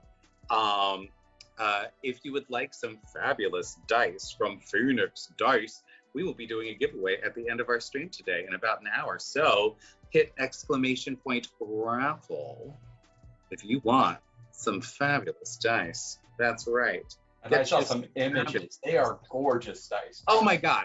Okay, I have to just like, you know, shout out Phoenix Dice for a minute. So first of all, they make everything from recycled materials. I love that. Second of all, the way that they do giveaways is it's not like they pick like their cheapest dice set and they give away a bunch of stuff. If you win, you get to pick any set of dice on their entire website. Doesn't matter how much it costs. You can go get like the most expensive dice if you want to. And all of their dice are based on the coloration of the dice, and the consistency is all based on different mythological creatures. And what I love is that their stock rotates all the time. So they'll just get a new inspiration for a new set of dice. And so when one sort of goes away, they'll bring in a whole new set that they've designed, which is amazing. And it means essentially that all of their dice are limited. Like they're limited run dice, every single thing that you get there. So, Mandari, you've got designs for all of your constellations finished. Ooh, I love that. Yes, please. Did you actually like draw out the pictures and like set it up with all the different stars in there? That's, oh my gosh. It's amazing. Dice. It is Phoenix Dice. You can see there, just check out in chat. You can go and check their website out, or you can go shout them out on Twitter. But don't leave our stream. Don't go anywhere. But at least keep the tab window. open. Help us keep our numbers up. And there's, wait, okay, so, so you did. Mandari, that's awesome. You must be so happy with, like, that. It's just so nice when you get like a thing just done and taken care of, and you can look at it and say, you know what, I made that. Right. That's something that I made, and it is in the universe now. So yeah, congratulations. You are awesome. There's and what we are talking about today is a mechanic that I have in my world called planar touchstones, which are these super powerful artifacts that are not actually items, they are places, or they are super powerful creatures that you can connect to gain specific abilities. We were just talking about the Elder Fire Elemental, planar touchstone, that is called the Heart of Fire. And now we are going to jump onto the heart of stone. So let me pop this into our little document over here. And let me pop over to D&D Beyond so I can grab the wording that I used for that.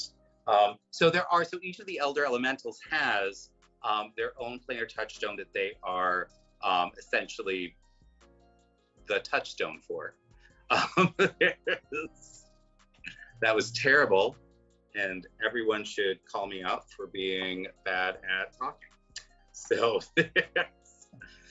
here is the description of this.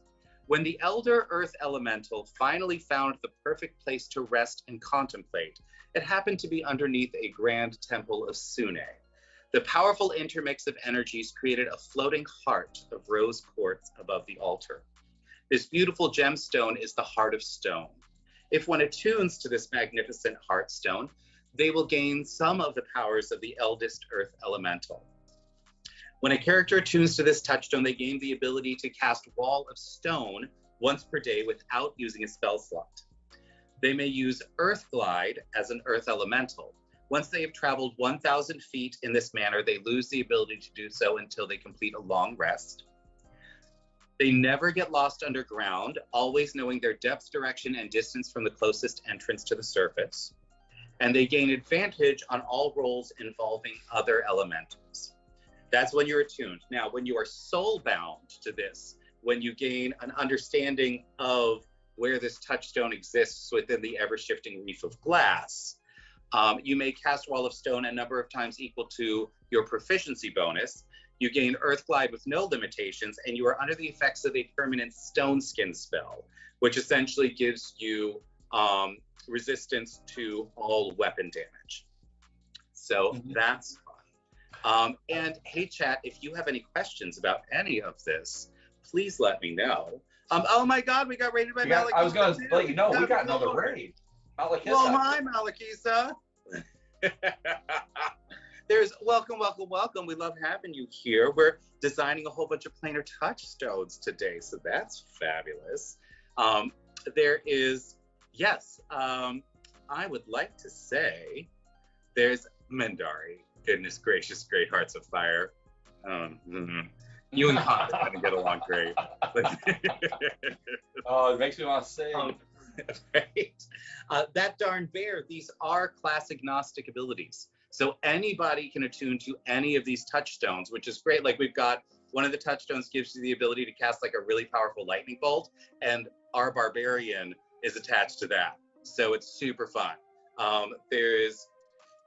I am super excited about all of these things. And chat, what was I saying? Chat, yes. If you have any questions, jump right on in. Let me know what questions you have. If you have suggestions about what we can do to like balance these out, make sure that they're not like too great. Now, mind you, they're supposed to be very powerful.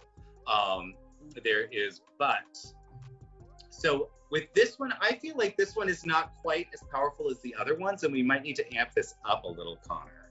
What are your thoughts? So, looking at it, I'm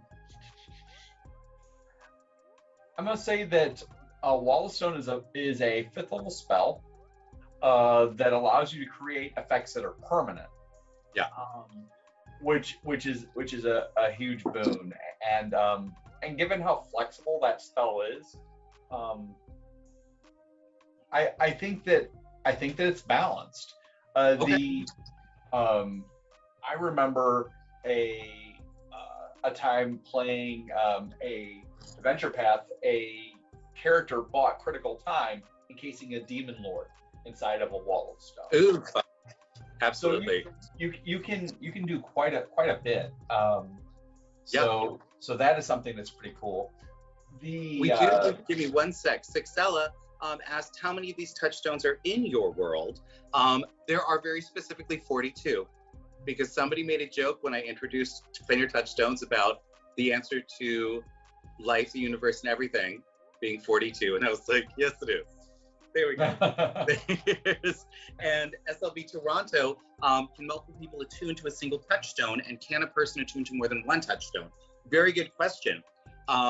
No, only one person can ever be attuned to one touchstone. They can never attune to a second touchstone.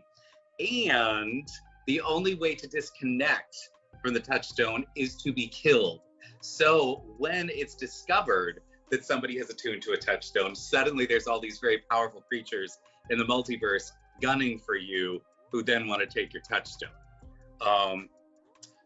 Yes, makes me very happy. Are there tiers of power tied to character level in addition to how tight you are with a given touchstone? On certain touchstones, there are. So there's some that scale with you, and there's some that are just crazy, you know, like from the jump. They go nuts. So yes, all right. Connor, you were saying that you feel like this is balanced. I feel like these core abilities are balanced. The only thing I would say is there's not a downside, which you always like to put a downside in there. That's what I would say the big downside is. I feel like the Elder Earth Elemental, you know, we were talking about this, about motivations for different elementals. Like, they don't have language, they're just beings of pure, like, essentially emotion, and they're driven by a desire to be themselves perfectly, right?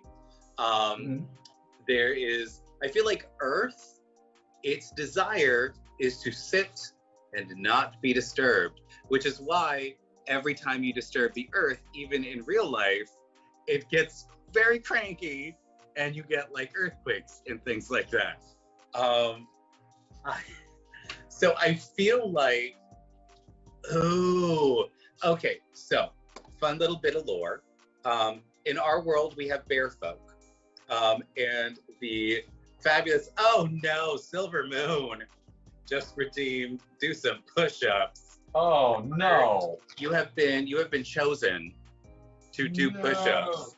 Yeah, we're doing, I'm 100% here for all of the delightfulness when it comes to, you know, hot dad bod summer. You know, we're getting bathing suit ready here with our push-ups. Absolutely.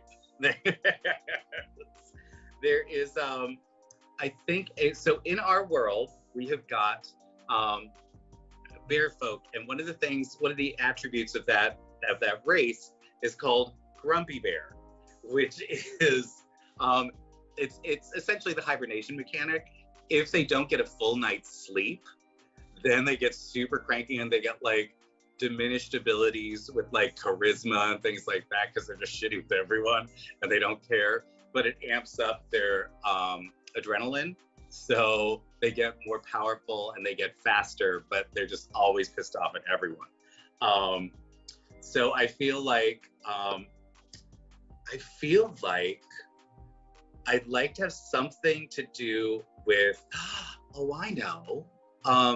Anytime the person who is attuned is forced to move.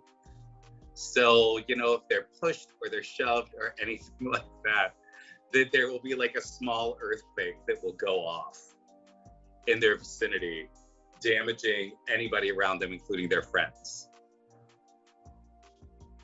Ooh. How do we feel about this? That's a nice trade-off and it's thematic. I like it. All right, so let's jump that in there. All right.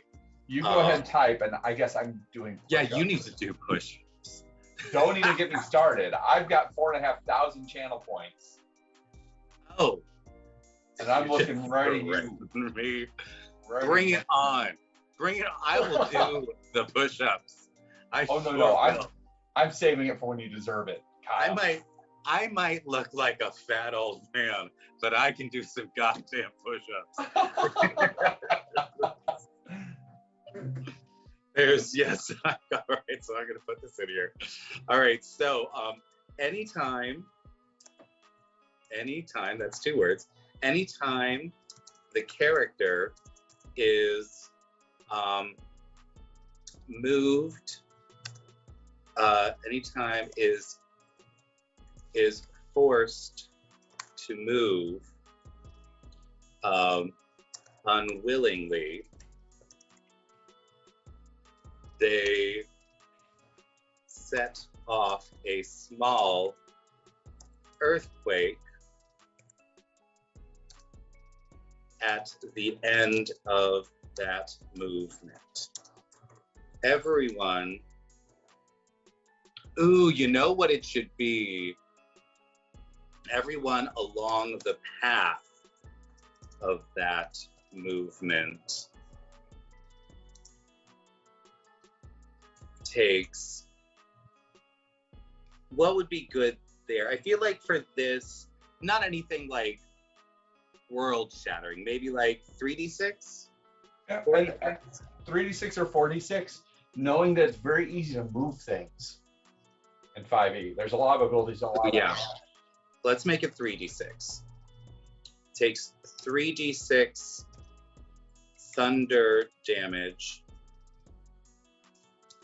unless they succeed on a DC 17 dexterity saving throw.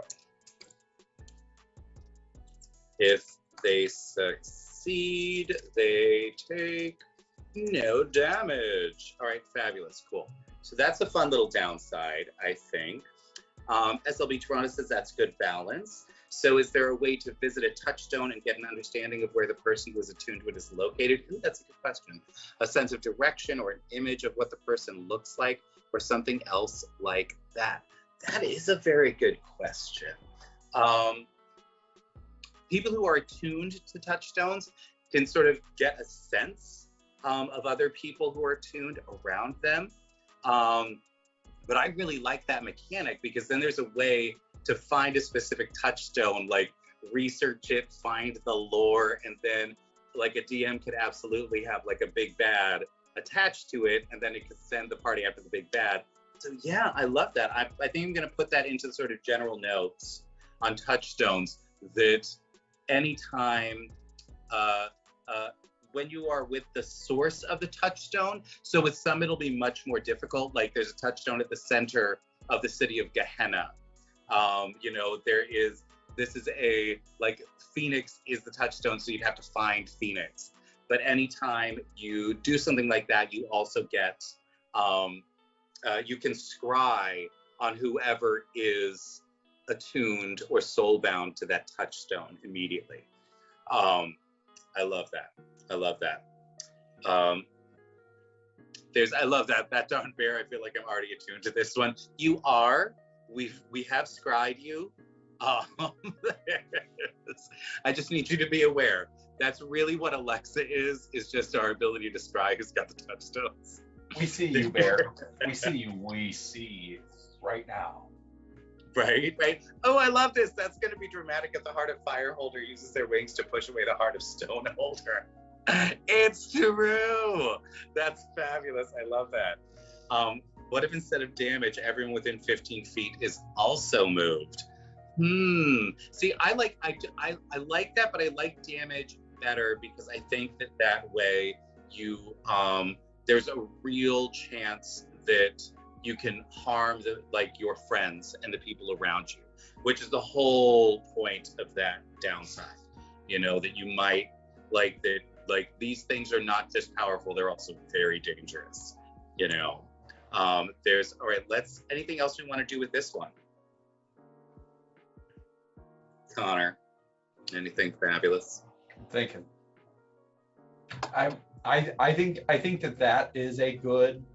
I think that's a good one. All right, fabulous. Then let's move on to the next elemental, the heart of the sea. I'm getting chill, like Caribbean vibes with something coconut in it. A little backstory on this one. So the elder water elemental is called Leviathan, right? And we had a whole chunk of a campaign where we had somebody, because I like to, when my players make jokes about something, I like to then incorporate that into like a little arc of the campaign. So one of my players was being fun and delightful and mentioned that they were from the Feywild and that they had just left because it was Shark Week. So we developed the Festival of Shark Week, which essentially it's a group of 6 hags that wander, they're nice hags, and they wander the Feywild. And what they will do is they will go to a village in the Feywild, and they will set up essentially a magical field where randomly you may or may not just be turned into a shark. At which point, everybody shouts, "Shark!" and picks you up and throws you in the nearest water so that you don't die. And then there's a at the climax of the festival, there's all of these games that you play. And what they're not actually games, they are part of a summoning ritual to summon the elder elemental Leviathan. At which point, Leviathan, being made of water, then sucks up all the sharks into a typhoon and actually creates a Sharknado. Which in the Feywild is fine. Like, you might get your face bitten off by a shark, but you'll just come back to life and it's no problem. Unfortunately, this time they did it on the prime material plane and started causing a whole lot of problems. I was going to say, this is one of those terrifying holidays I don't want a part of. It's sort of like the Purge. Right. It's a holiday. No, it's not. It's awful. It's super fun. Well, there's also, in our universe, there's also like games that because they're immortal and they just come back to life, there's like the game of assassination, which is like, different courts in the Feywild have like groups of assassins, and they'll send them out to other courts. And what happens is they each have this cantrip called Steal Feature, where once they have killed someone, they can steal one feature and replace it with something else. So they might steal like the color of your hair and replace it with leaves, or they might steal like the scent of your body and replace it with like a skunk, something like that. And those are the trophies that they collect, are the different features that they've taken after they've killed somebody, who then comes back to life and might steal something from you later on. And it's just a fun, cute game in the Feywild, but out here in the real world, oopsie. A little more permanent a condition. How unfortunate for you, unless you like scrying on hot messes. I'm like a reality TV show but with zero budget. I feel like that would be the best reality TV show, because there's reality. Right? Like, there's actual like real problems that people are facing. Not, I've got to pull together my charity so that dogs can have nail polish, because that's really important. Okay? And she wore the same hat as me, and now we're fighting, like, right. That's reality TV, in my opinion. Right. When the real reality is looking at the ceiling at 8:30 in the morning, wondering if you should get out of bed because you have to scrub the bathroom floor. Right. That's true reality. I don't know if people are paying for that, but Yeah, but I feel like that inner monologue would be worth so many advertising dollars. Like that. So I'm here for you as a fellow hot mess that just barely, like combed the crumbs out of my beard and got on stream to do this. I'm here for you. You are seen. You are seen. When I look at you, I'm looking at me. That's right. So now, Heart of the Sea. The Heart of the Sea is the planar touchstone of the elder water elemental named Leviathan. Its power is the dualities of the seas, both healing and powerfully destructive. It gives its wielder the ability to regain health constantly while sending waves of destruction at their enemies. The sea touches every place at once, lapping its waves on each shore simultaneously. Mimicking this means the character amplifies the number of actions in a round as they expand to touch many places at once. Playful and glorious, this touchstone is wily and capricious. Its powers don't always work, but when they do, they are incredible. So when you are attuned to this, you gain fast healing 2, which means as long as you have at least 1 hit point, you regain 2 hit points every round, which by itself is already a very powerful mechanic. Anytime this character heals, it gains an additional reaction for that turn. And any abilities that control weather or do cold damage are empowered automatically. Now, once you get soulbound, the fast healing grows stronger, and you get 5 fast healing instead of 2. Anytime the character heals, there is a chance that they will gain an additional action this round. Roll a d20. If the result is lower than your proficiency bonus, you gain an additional action. This is in addition to the additional reaction. Any abilities that control weather or do cold damage are now maximized, which means they just do maximum damage or last the maximum amount of time that they can last. So if you've got like lightning strike or something like that, it lasts as long as you concentrate, and every lightning strike does maximum damage. So what are our thoughts on this balance?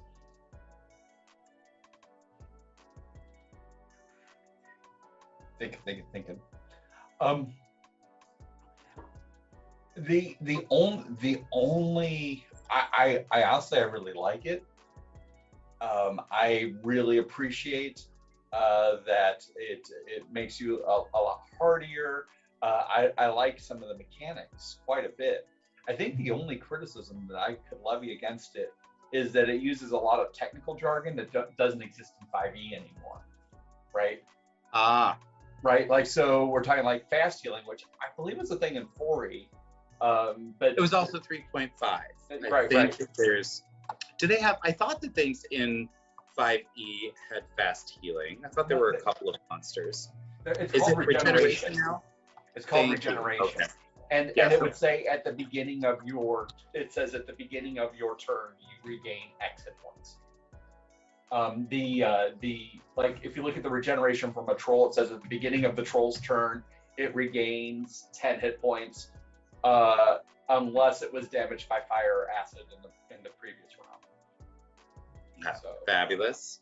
So we'll change that to regeneration. Mm-hmm. Fabulous. Right. Yeah, I grew up with like 2 and 3.5, and mm-hmm. I didn't play 4.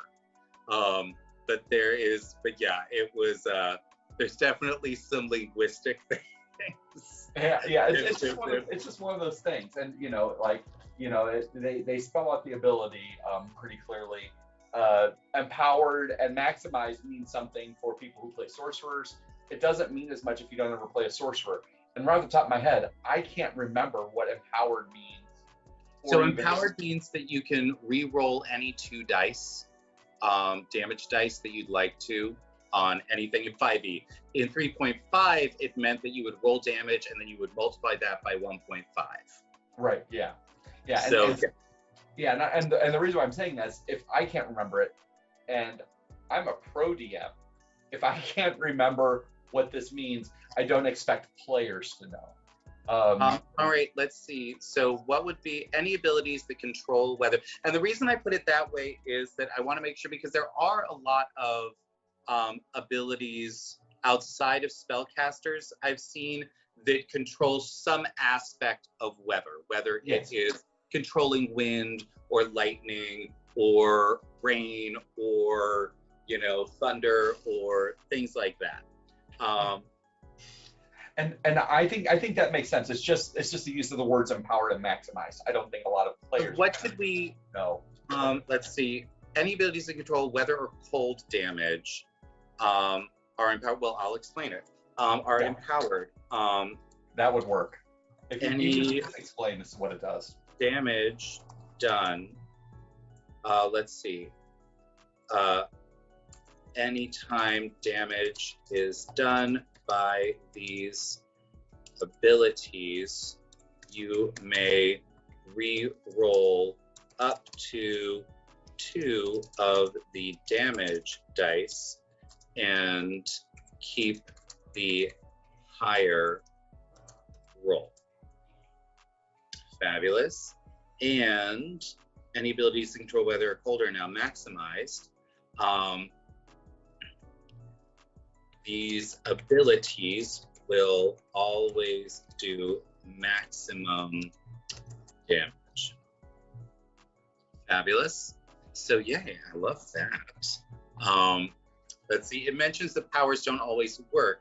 Is the gain an additional action on top of the additional action part? So it's the gain an additional action part that doesn't always work. Every time you heal, you get to roll a d20, and then if you roll below your proficiency bonus, so you're more likely to get the extra action as you grow in power.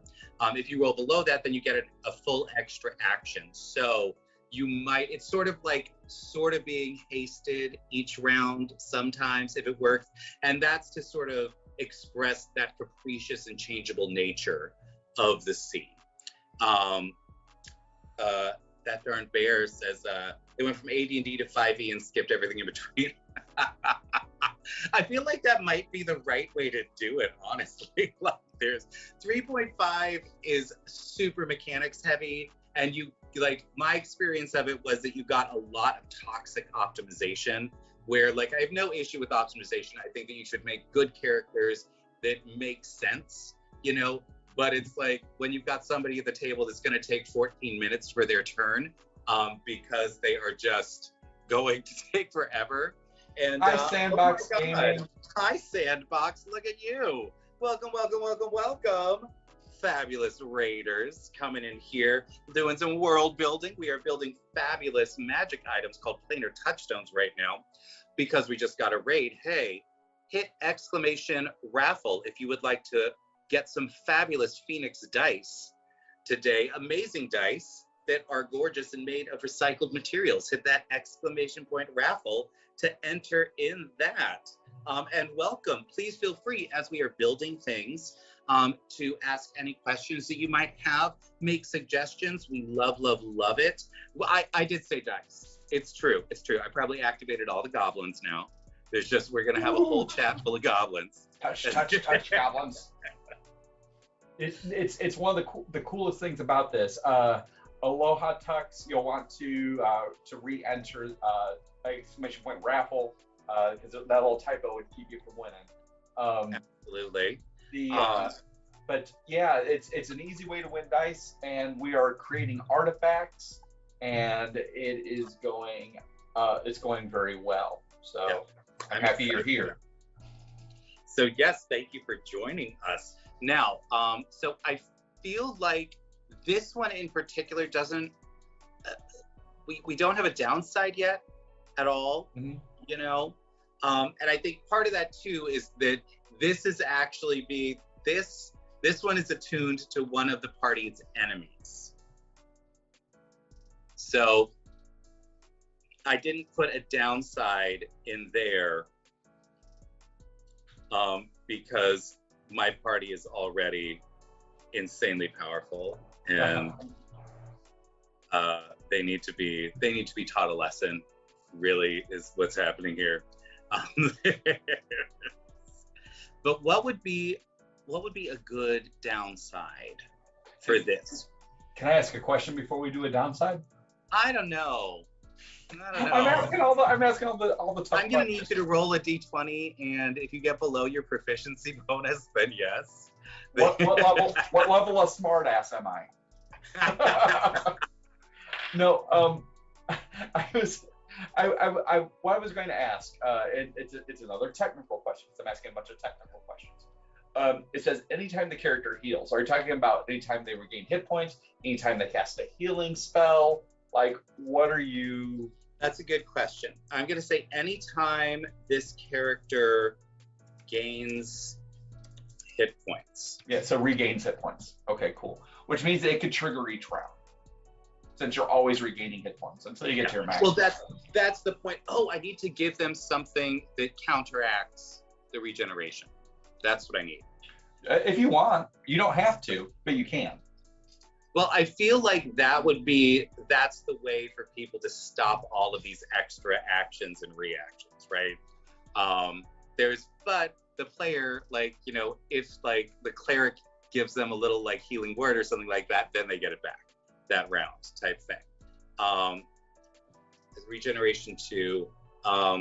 If the character, and since this is a water touchstone, I'm gonna say fire is the thing. If this character takes fire damage, the regeneration is halted until the end of the character's next turn. There we go. Fabulous. And I will add that down here as well.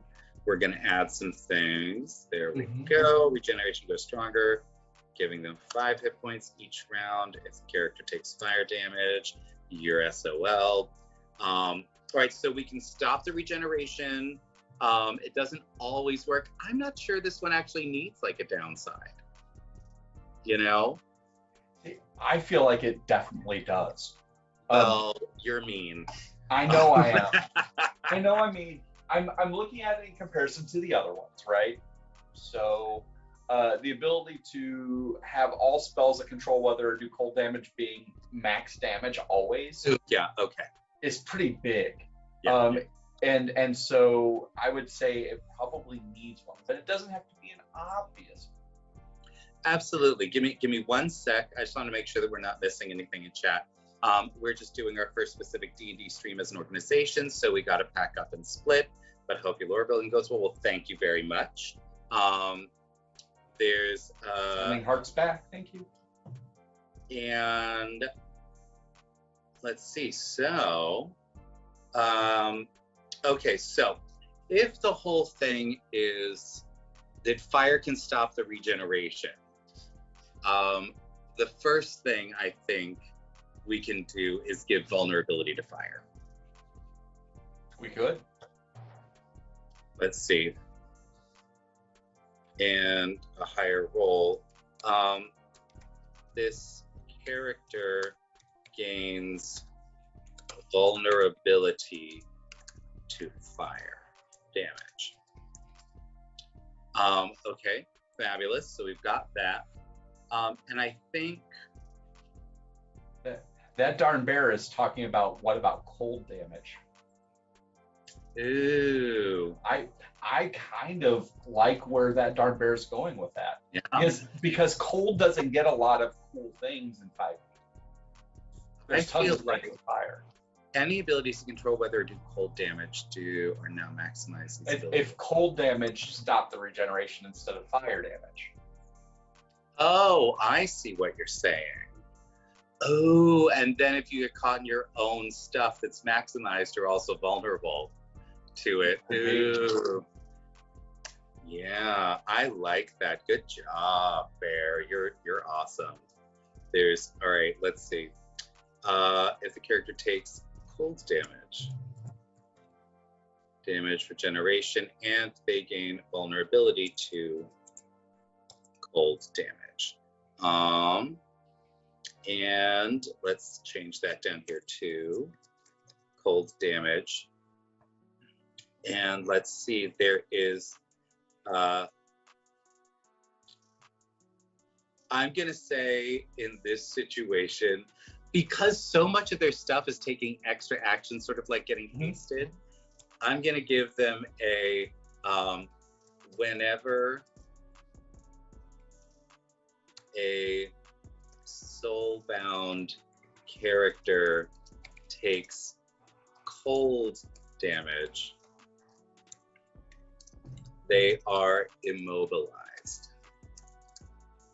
until the beginning of their next turn. Speed becomes 0. Yeah. So I feel like that's the thing. So they can still, because immobilized, they can still, what is it? They can take 1 action or reaction or bonus action. It's not even a condition anymore. It just means their speed is 0. It doesn't. Immobilized isn't a condition in 5e. If you say grappled, their speed is reduced to 0. If you would say restrained has a lot of things. Yeah. So if you could switch it to they are restrained until the beginning of the next turn, and what that means is that your speed is reduced to 0. You have disadvantage on strength and dexterity saving throws. So yeah, so there's a few things tied into that one. All right, absolutely. But it means that they can still take actions. They just can no longer move. And many of them will be at disadvantage. Yeah. All right, cool. I feel like that's legit. It counteracts all the stuff that they could potentially use. They've got to be really careful about what's going on. I like that. Thank you, Bear. You're awesome. They can control it, but they're weak to it. Yeah, I think cold or electrical would be better. I feel like electrical would be a bit much because at that point, then you're ripping apart the actual water atoms.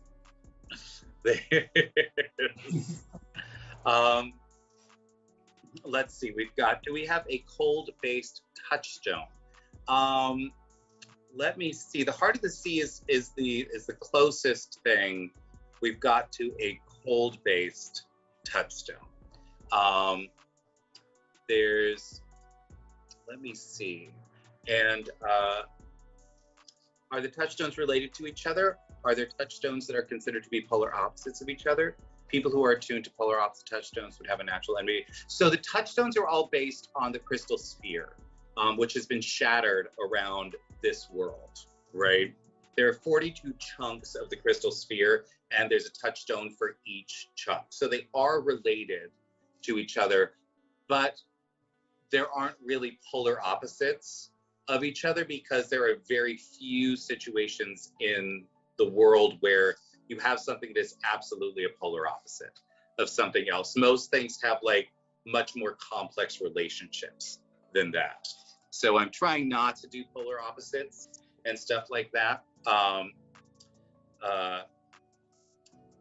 If they're in battle and get struck by cold damage, then the tides may turn. Oh my God. Dad jokes! Dad jokes! There it is. All right, is there anything else that we need to do with the Heart of the Sea? I feel like it's pretty solid. Okay, awesome. I love it. Okay, well, let's jump to the next one, which is the Heart of the Sky. Oh, yes. We've got Heart of Fire, Heart of Stone, Heart of the Sea, and Heart of the Sky. When do we get to the heart that goes on and on? Go away. Unless you are actually going to copyright strike my channel by singing some Celine Dion. Oh, trust me, if I start singing Celine Dion, it's not going to copyright strike you because I will sound nothing like her. I love it. All right, let's see what we can do here. So, at the very center of the city-sized air elemental that supports the floating palace called the Wind's Song is a glowing gem. This huge blue diamond is called the Heart of the Sky. Attuning to this touchstone simply requires a brief touch, but getting to the gem is treacherous to say the least. Besting the hurricane-level winds inside the elemental tears most people apart. But if you can lay a hand on this gem, it will grant you a few of the powers possessed by the largest of air elementals. When you attune to it, you are constantly surrounded by swiftly moving breezes. Loose paper, hair, and clothing gets whisked away in the winds surrounding you, but you also never need to worry about breath again. You always have a corona of air around you, even underwater. So it's similar to the air genasi ability that they just came out with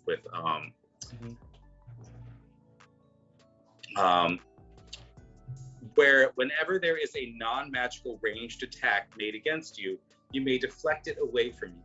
You may do this a number of times equal to your dexterity modifier, minimum of 1. This ability recharges after a long rest.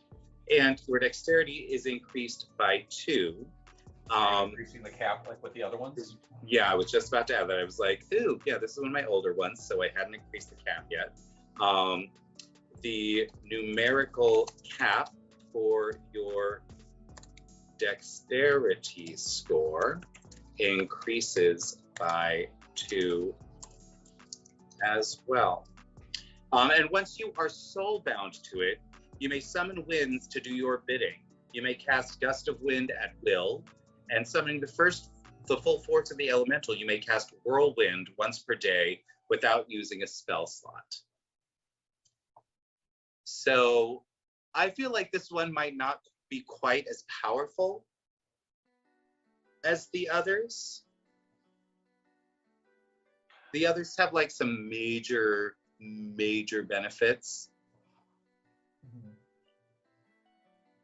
Yeah, I'm looking. So dexterity, if you're talking about any of the 6 stats to increase, dexterity is by far the best one.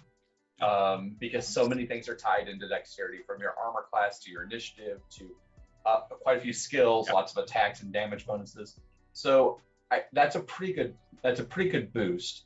The ability to simply deflect a magical attack entirely, or a non-magical attack, a ranged attack, non-magical ranged attack, is pretty powerful. So there's some defensive stuff, and that's before you become soulbound. You know what? With soulbound, then I am going to say,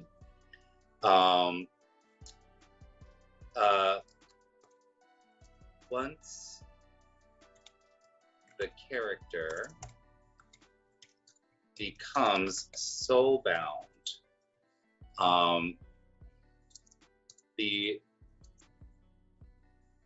they may deflect any ranged attack.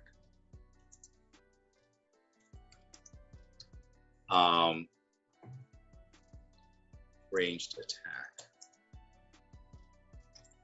They may do this a number of times equal to their dexterity modifier. Minimum. Aluminium.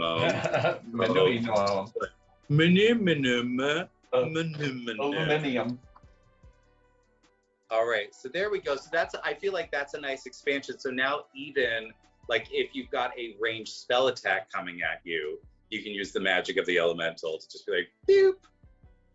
That's pretty solid. From a as far as like a huge increase in power, somebody had mentioned, Bear mentioned a fly speed.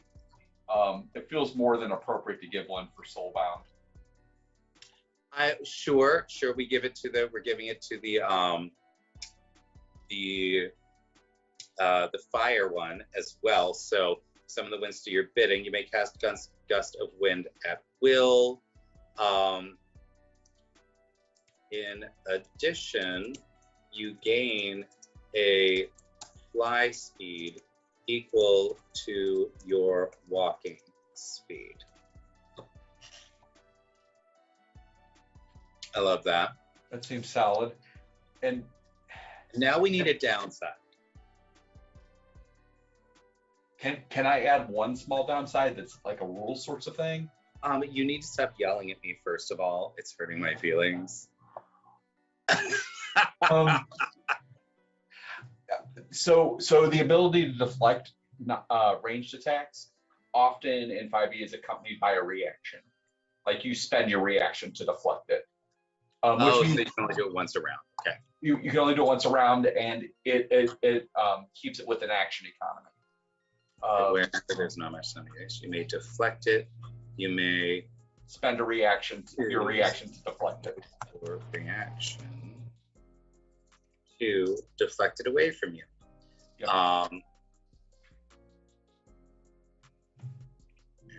They may spend their reaction,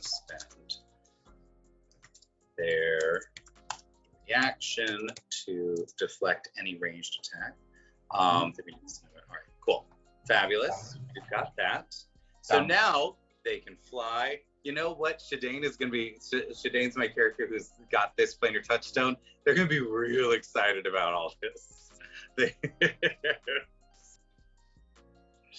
So now, what do we think the downside should be of this? I've got a terrible idea. I like those. You like terrible ideas? Winds never stay still. They're always moving. Yeah. And if you attach something to it, say every day you stay in the same area, the ambient wind speed increases by 10 miles per hour. Oh. You would never be able to stop. Oh. Because if you stay in a place for a week, that means just they're turn under into a like hurricane. constant 70 mile per hour winds in addition to what they would normally have. It would tear apart most structures. It would make somebody constantly, they would have to always move, or have a serious risk of just people, the area around them would become uninhabitable. Unless protected by magical means, unless altered by magical means, the ambient wind speed in any area increases by 10 miles per hour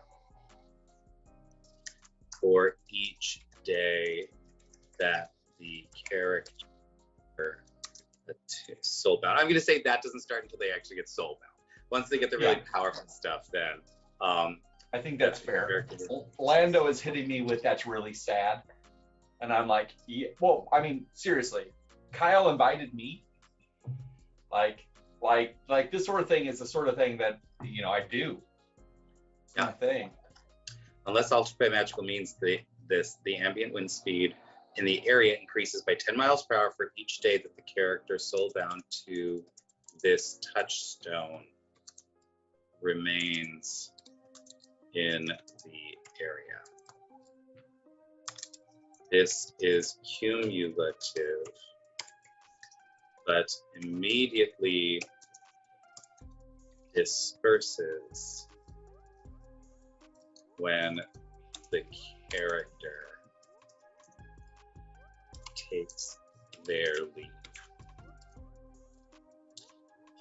Yeah, no, that's crazy. So if they stay in so like if somebody, I mean, the thing is you would like never be able to hold them, for instance, like in a prison, because if you tried to, the entire city eventually, if they're there for 3 weeks, you are dealing with a tornado.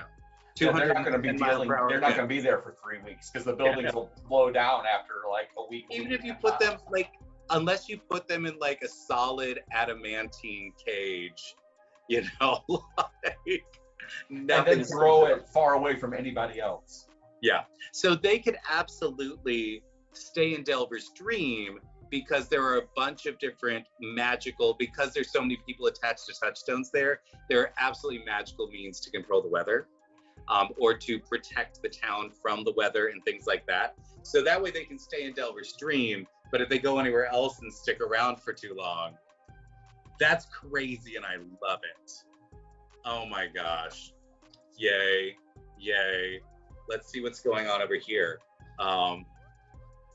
There is, I don't think adding a few extra deflections for non-magical ranged attacks specific enough to not be OP. Possible quest. The holder of the sky, heart of the sky, has been captured and is being held captive in one location. If the person isn't rescued quickly, the increasing speeds will eventually tear the area apart. Absolutely. I would love that. That would be fabulous. How far would they have to move? What if the attuned becomes 4 times lighter while attuned disadvantage against pushing and pulling attacks? So that's going to be up to the DM. They just have to leave the area. So if that means the building, or if that means the city, or if it means the country, then that'll give the DM agency in dictating what that looks. So it could absolutely be, if you want it to be, like winds in that whole country are getting crazy. It's like destroying small towns all over the place. Or it might start really small and get a wider and wider area. Yeah, absolutely. Yeah, sometimes you just want to give that DM the potential to have it fit their story, right? Absolutely, absolutely. So I think that there is, so we probably have time to like pull together one more, and then we can do like the second half of the list next week. I'm going to give you the names of these things, Connor, and I want you to tell me which of them we want to do. Okay. The living organ, the luminous geometry. Sorry, my brain went right into the gutter. Go to the second one again. Absolutely. The living organ. Okay. The next one is the luminous geometry. Okay. The memory of Mnemosyne. The spiral ship. The spirit made flesh. The thread of the demon web. The throne of the dwarven king. The unsealed cage, or the well of the gestalt. So if you're gonna let me pick, immediately the first time I'm gonna go right to Lolth. I'm gonna say give me a strand from the demon web pits. So the thread of the demon web pits will be the final one we do today, and then next week we'll do, or in 2 weeks we'll do all the ones that we haven't gotten to yet. Let me pull that one up and let's see what this looks like. And it's gonna be thread of the demon web. This one is a little different in that it is actually a weapon. Because of course it is, because it's Lolth. I love me some Lolth. It's not even a lie. She's pretty delightful. I was insanely happy when they included her in Magic the Gathering. Like, So was I. Soccer. Oh my goodness, so happy. I got like beautiful versions of that card. Yeah. And I cuddle with them at night. They're great. When they released her Magic the Gathering mini. Ooh. Did you know that was a thing? No, I didn't. Yeah, for telling me. Yeah, they released a mini for Lolth, a D&D mini, modeled after the art from the Magic the Gathering card. And she is gorgeous. Yeah. So beautiful. She's fabulous. Apparently Kev loathes the Lolth Planeswalker. I think you need to calm down. Yeah, calm down. We've already decided we love her. We love her. Okay. You absolutely are entitled to your opinion, no matter how wrong it is. Oh my gosh, that's beautiful. And obviously I'm using a camera where I can't zoom in. It's an autofocus camera. Right. But the detail on it is exceptional, and she's so thin and fragile looking, yet just terrifying. I love this.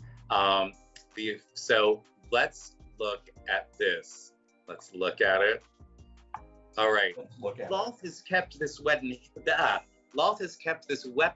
hidden from prying eyes for centuries, gifting it only to the most powerful of her followers, and only when they are on missions of the utmost importance to the queen of the demon web pits. The incredibly delicate thread of this spider silk wraps itself around the wrist of its owner until summoned. This touchstone may be used in place of any attack. When using this thread to attack, it unravels itself instantly and shoots directly towards its target, inflicting necrotic damage and slowing the target. Occasionally, this whip will inflict the madness that Lolth so cherishes. Once you have attuned to it, every time this whip strikes its target, it leaves behind a bit of webbing that grows quickly and reduces movement. In addition to taking 2d10 plus 6 necrotic damage, the target must succeed on a DC 17 dexterity saving throw each time it is struck, or lose 10 feet of all its movement speeds until the web is cleared. The web can be cleared with 10 points of slashing or acid damage. Because of its demonic origins, fire has no effect on the webbing. On a critical hit, Lolth herself bestows the blessing of madness on the victim of the attack. They have the spell Confusion cast on them with no saving throw. It lasts for 1 minute, and all saving throws to end the effect are made at disadvantage. Once you become soulbound, the powers of lulls begin to course through your body, transforming you into a drider. You gain the drider race along with all their powers. If you die while soulbound, the touchstone becomes a phylactery. Your body will be reformed within 1 mile of the touchstone over the course of 7 days. The body will be reconstructed from swarms of spiders that begin to congregate immediately. This process can only be halted if someone else attunes to the touchstone. Proficiency with a whip allows you to add your proficiency bonus to the attack roll for any attack made with it. So first of all, how do we feel about this? So that is a potent attack, yes, to begin with. And from the looks of it, it says right there,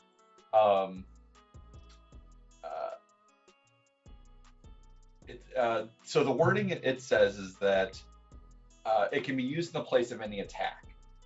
Did you intend for each attack a person makes per round, meaning that they could attack up to 4 or 5 times with this thing in a round if it was a fighter? Okay. Yep, absolutely. Because, and the reason I did that is very specifically because all of the other touchstones have like sort of larger, more universal uses. And this one is specifically only a weapon. You know, that's why it's only useful in this specific case of combat. Whereas all the other touchstones have like out of combat, like major uses for things. I was just checking. So, okay, on a critical hit. So what, then in that case, what I would consider doing is eliminating the bonus to the necrotic damage. But if it's 2d10 with minus 10 speed on all movement speeds, and it does necrotic, which is an energy type that many things aren't resistant to, that's already wildly powerful, in addition to the potential for a confusion spell. Fabulous. I would say that's already, you're looking at something that's much better than a cantrip, hands down, if it can do multiple attacks. So yeah, well, and then I think the reason I did that too is because, like, when I was thinking about it in my mind, I saw, like, so the person, her name was Matron Calaxia, and she's been the nemesis of one of the groups in my campaigns for a while. And it's just her ability to, like, counteract all kinds of different things. So it includes, like, as a reaction, you can, like, shut someone down from running away by hitting them with the spider silk or confusing them, things like that. So she could attack like 3 or 4 times in a round if she wanted to. Absolutely. Okay, so if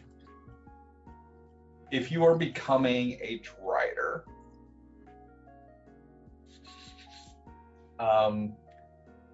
I'm looking there, and that's one that you might want to visit a little bit, because just getting the drider stat block probably, I don't know, for many people that might be a nerf, not a buff. Even if you say you become a drider, you become a large monstrosity, you gain the innate spell casting, spider climb, and web walk abilities. So that's the thing. And the bite attack. In my world, in my homebrew, I actually created a drider race. Oh, did you? Okay. So that's the thing. No, but that's really good. It's one of the things that, all right, so it makes sense. So let me look at this. Let me look at some monsters. But yeah, no, for somebody that's not in my world, absolutely it needs to be sorted out. Spelled out. I apologize. I didn't know that. No, absolutely. I wasn't even thinking. I was like, oh, I spent like a couple hours making a drider race for one of, not even for my players, for one of my NPCs. Like, all right, so you gain the brighter race along with all their powers. You become a large monstrosity and gain. What else did we want to add in there? Oh, so I was just looking through the Drider stat block. Without becoming a drow. Yeah, Gotcha. then the things that you might see would be you become a large monstrosity, you gain the innate spellcasting, spider climb, and web walker abilities. In addition, you gain the bite attack. Oh, and they get multi-attack? They do get multi-attack, but the thing is, the multi-attack is done with weapons. But because you could replace it, even if you were like a wizard initially, then you would get extra attacks that you could use the silk for. Well, so there's no silk. They don't have a silk ability. Well, no, what I'm saying, because you could replace all of them. So, like, if you were a wizard, you're only going to have that one attack, you know. And then if you become a Drider, then you get multi-attack. So all of those attacks can be replaced by the silk. Right. But that multi-attack is balanced with if not having the multi-attack is balanced by the fact that you probably are a spellcaster with way better spells. Yeah. Absolutely. So let me see, spider climb, because the Drider, Drider in particular. I mean, if you're going with the lore that was used in Forgotten Realms when R.A. Salvatore created these creatures, they were cursed men that disfavored Lolth. She turned them into. I thought only women were Driders. No, not to the best of my knowledge, but I could be wrong. I thought it was I might have shifted from one to the next, because now, like, the lore I think says that it's those that are highly, like, the high-ranking priestesses of Lolth, and Lolth only allows women to be her priestesses. Men can be wizards, but they can't be priests. Yeah, it looks like it says here there's a test.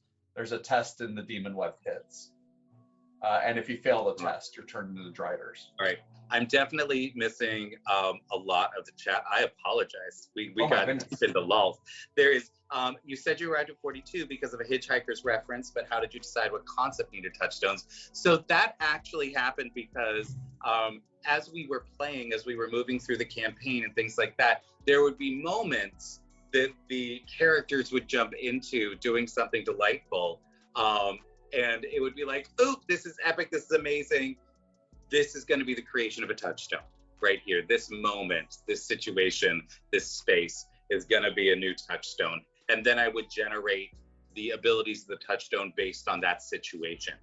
There's whip it real good. Yes, indeed. That's right. There's, as an aside, a lot of the MTG artists are permitted to sell prints of their work, or used to be at least. It's possible that you may be able to find a print of your. Ooh, yeah. That is true. And I know that because I spoke with the artists who did that amazing Tiamat art. Like I got into a DM with them. Gorgeous. And they said that you can purchase prints directly from, but the actual art piece itself went for a lot of money. Yeah, I'm sure. I think there needs to be some. They deserve it. Absolutely, they do. It's some. Magic the Gathering has some of the best modern art I've ever seen. It is astonishing how good this is.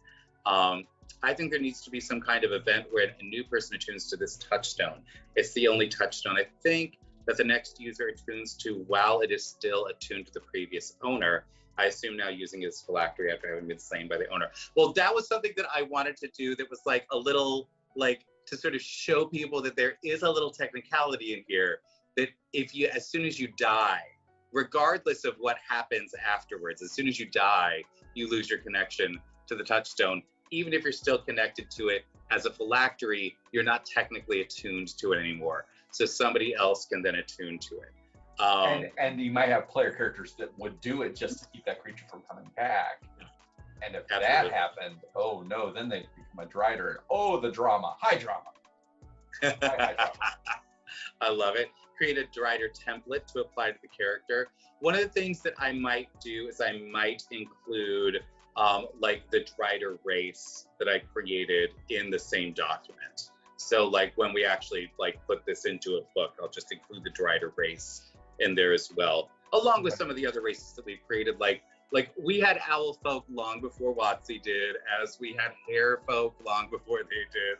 All of that. We still have a couple of animal folk that they don't have. So we've got like our bear folk and we have our mouse folk. I love the mouse folk because the mouse folk, like the mafia in our world is all mouse folk, known as the mouse folk mafia, because they breed so quickly. And so they're just everywhere.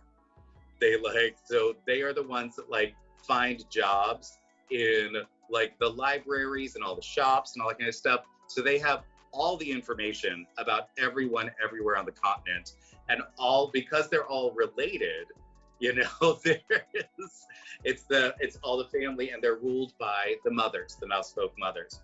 Anyway, there's it would seem paradoxical, yes, but because they technically died, the attunement fades and comes back once their body has been reformed by that. So somebody else can in fact grab that and stop the phylactery process. There's the only way to escape attunement to a touchstone is to die. Thank you. I want to thank everybody for joining us today. Thank you so much, Connor, for joining us. I'd like everybody to hit !raffle. We'll give you a minute or two to do that so that you can win some fabulous Phoenix dice. And while they're doing that, hey, Connor, why don't you tell us where we can find you all over the intranets?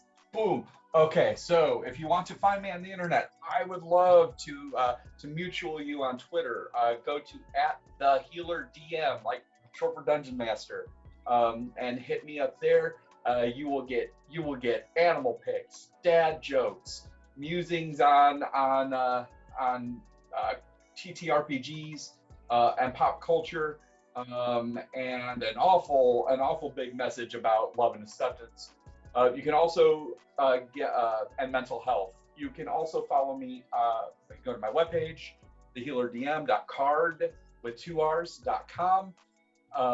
If you are maybe a little free toward the end of June and you would like to help raise money for a great cause, I'm working with D8 Summit Charities to put on May Days. And this year it's a live play event where you can play in some great games, and we're raising money for the Equal Justice Initiative to work for,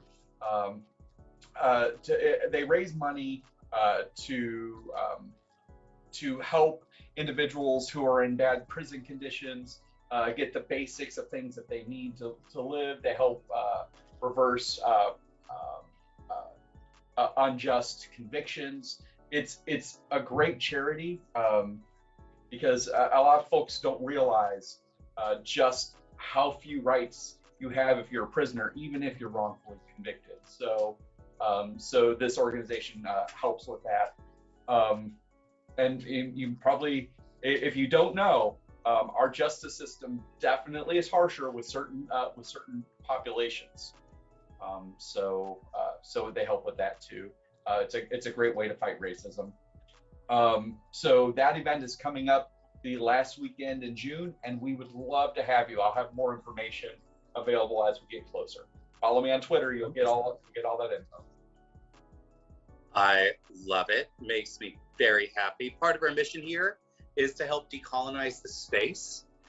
So I'm always about something that helps us actually change something in a non-performative way, because that is incredibly important. So thank you for that. And hey, who wants some dice? Who's a goblin?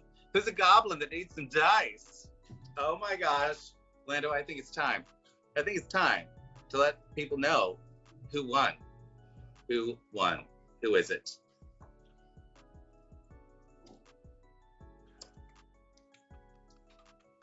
Is it Phantom? It is Phantom. Love it. Oh my gosh. Yay. Phantom, you know the drill. Send me a little note on Discord and I will hook you up with some fabulous Phoenix dice. And in the meantime, we are going to raid one of our new members of the Rolling Together stream team named Chaotic and Writer, who is a delightful world builder as well. So you just get all the world building today. It's all the world building. It's delightful. So thank you for sticking around with us, and stick around for the raid because you'll get some fabulous extra points here on both of our channels. And remember, when you raid someone from, pardon? I said, I said make Carl do push-ups. You need to calm down. You need to stop being so mean. You're a monster. And remember, when we raid somebody from Planar Allies, we let them know what we're bringing to the potluck. I know I am bringing 4 elemental hearts to the potluck. Oh. What are you bringing? I am bringing Drouse. I'm going to bring Wolf's sense of style and cattiness. Like I'm going full B. Arthur, but with a lot more legs. Oh my God. Oh my God, Loth is absolutely B. Arthur. She is totally B. Arthur. Yes, Golden Girl. All right, I am here for it. Thank you all for joining us. We will see you soon on Tuesday. We have our Hunter's Harvest campaign right after Roll Together. On Wednesday, we have our Delver Stream campaign. And on Friday, we have our Magnificent Mythologies stream, where we write an actual one-shot adventure based on non-European mythologies. And this coming Saturday, we have our 12-hour stream where we are raising money for the Foundation for Inclusivity in Gaming. So come and join us on Saturday and help us raise money for them while we play 12 hours worth of fabulous games. And I will see you soon. Mwah!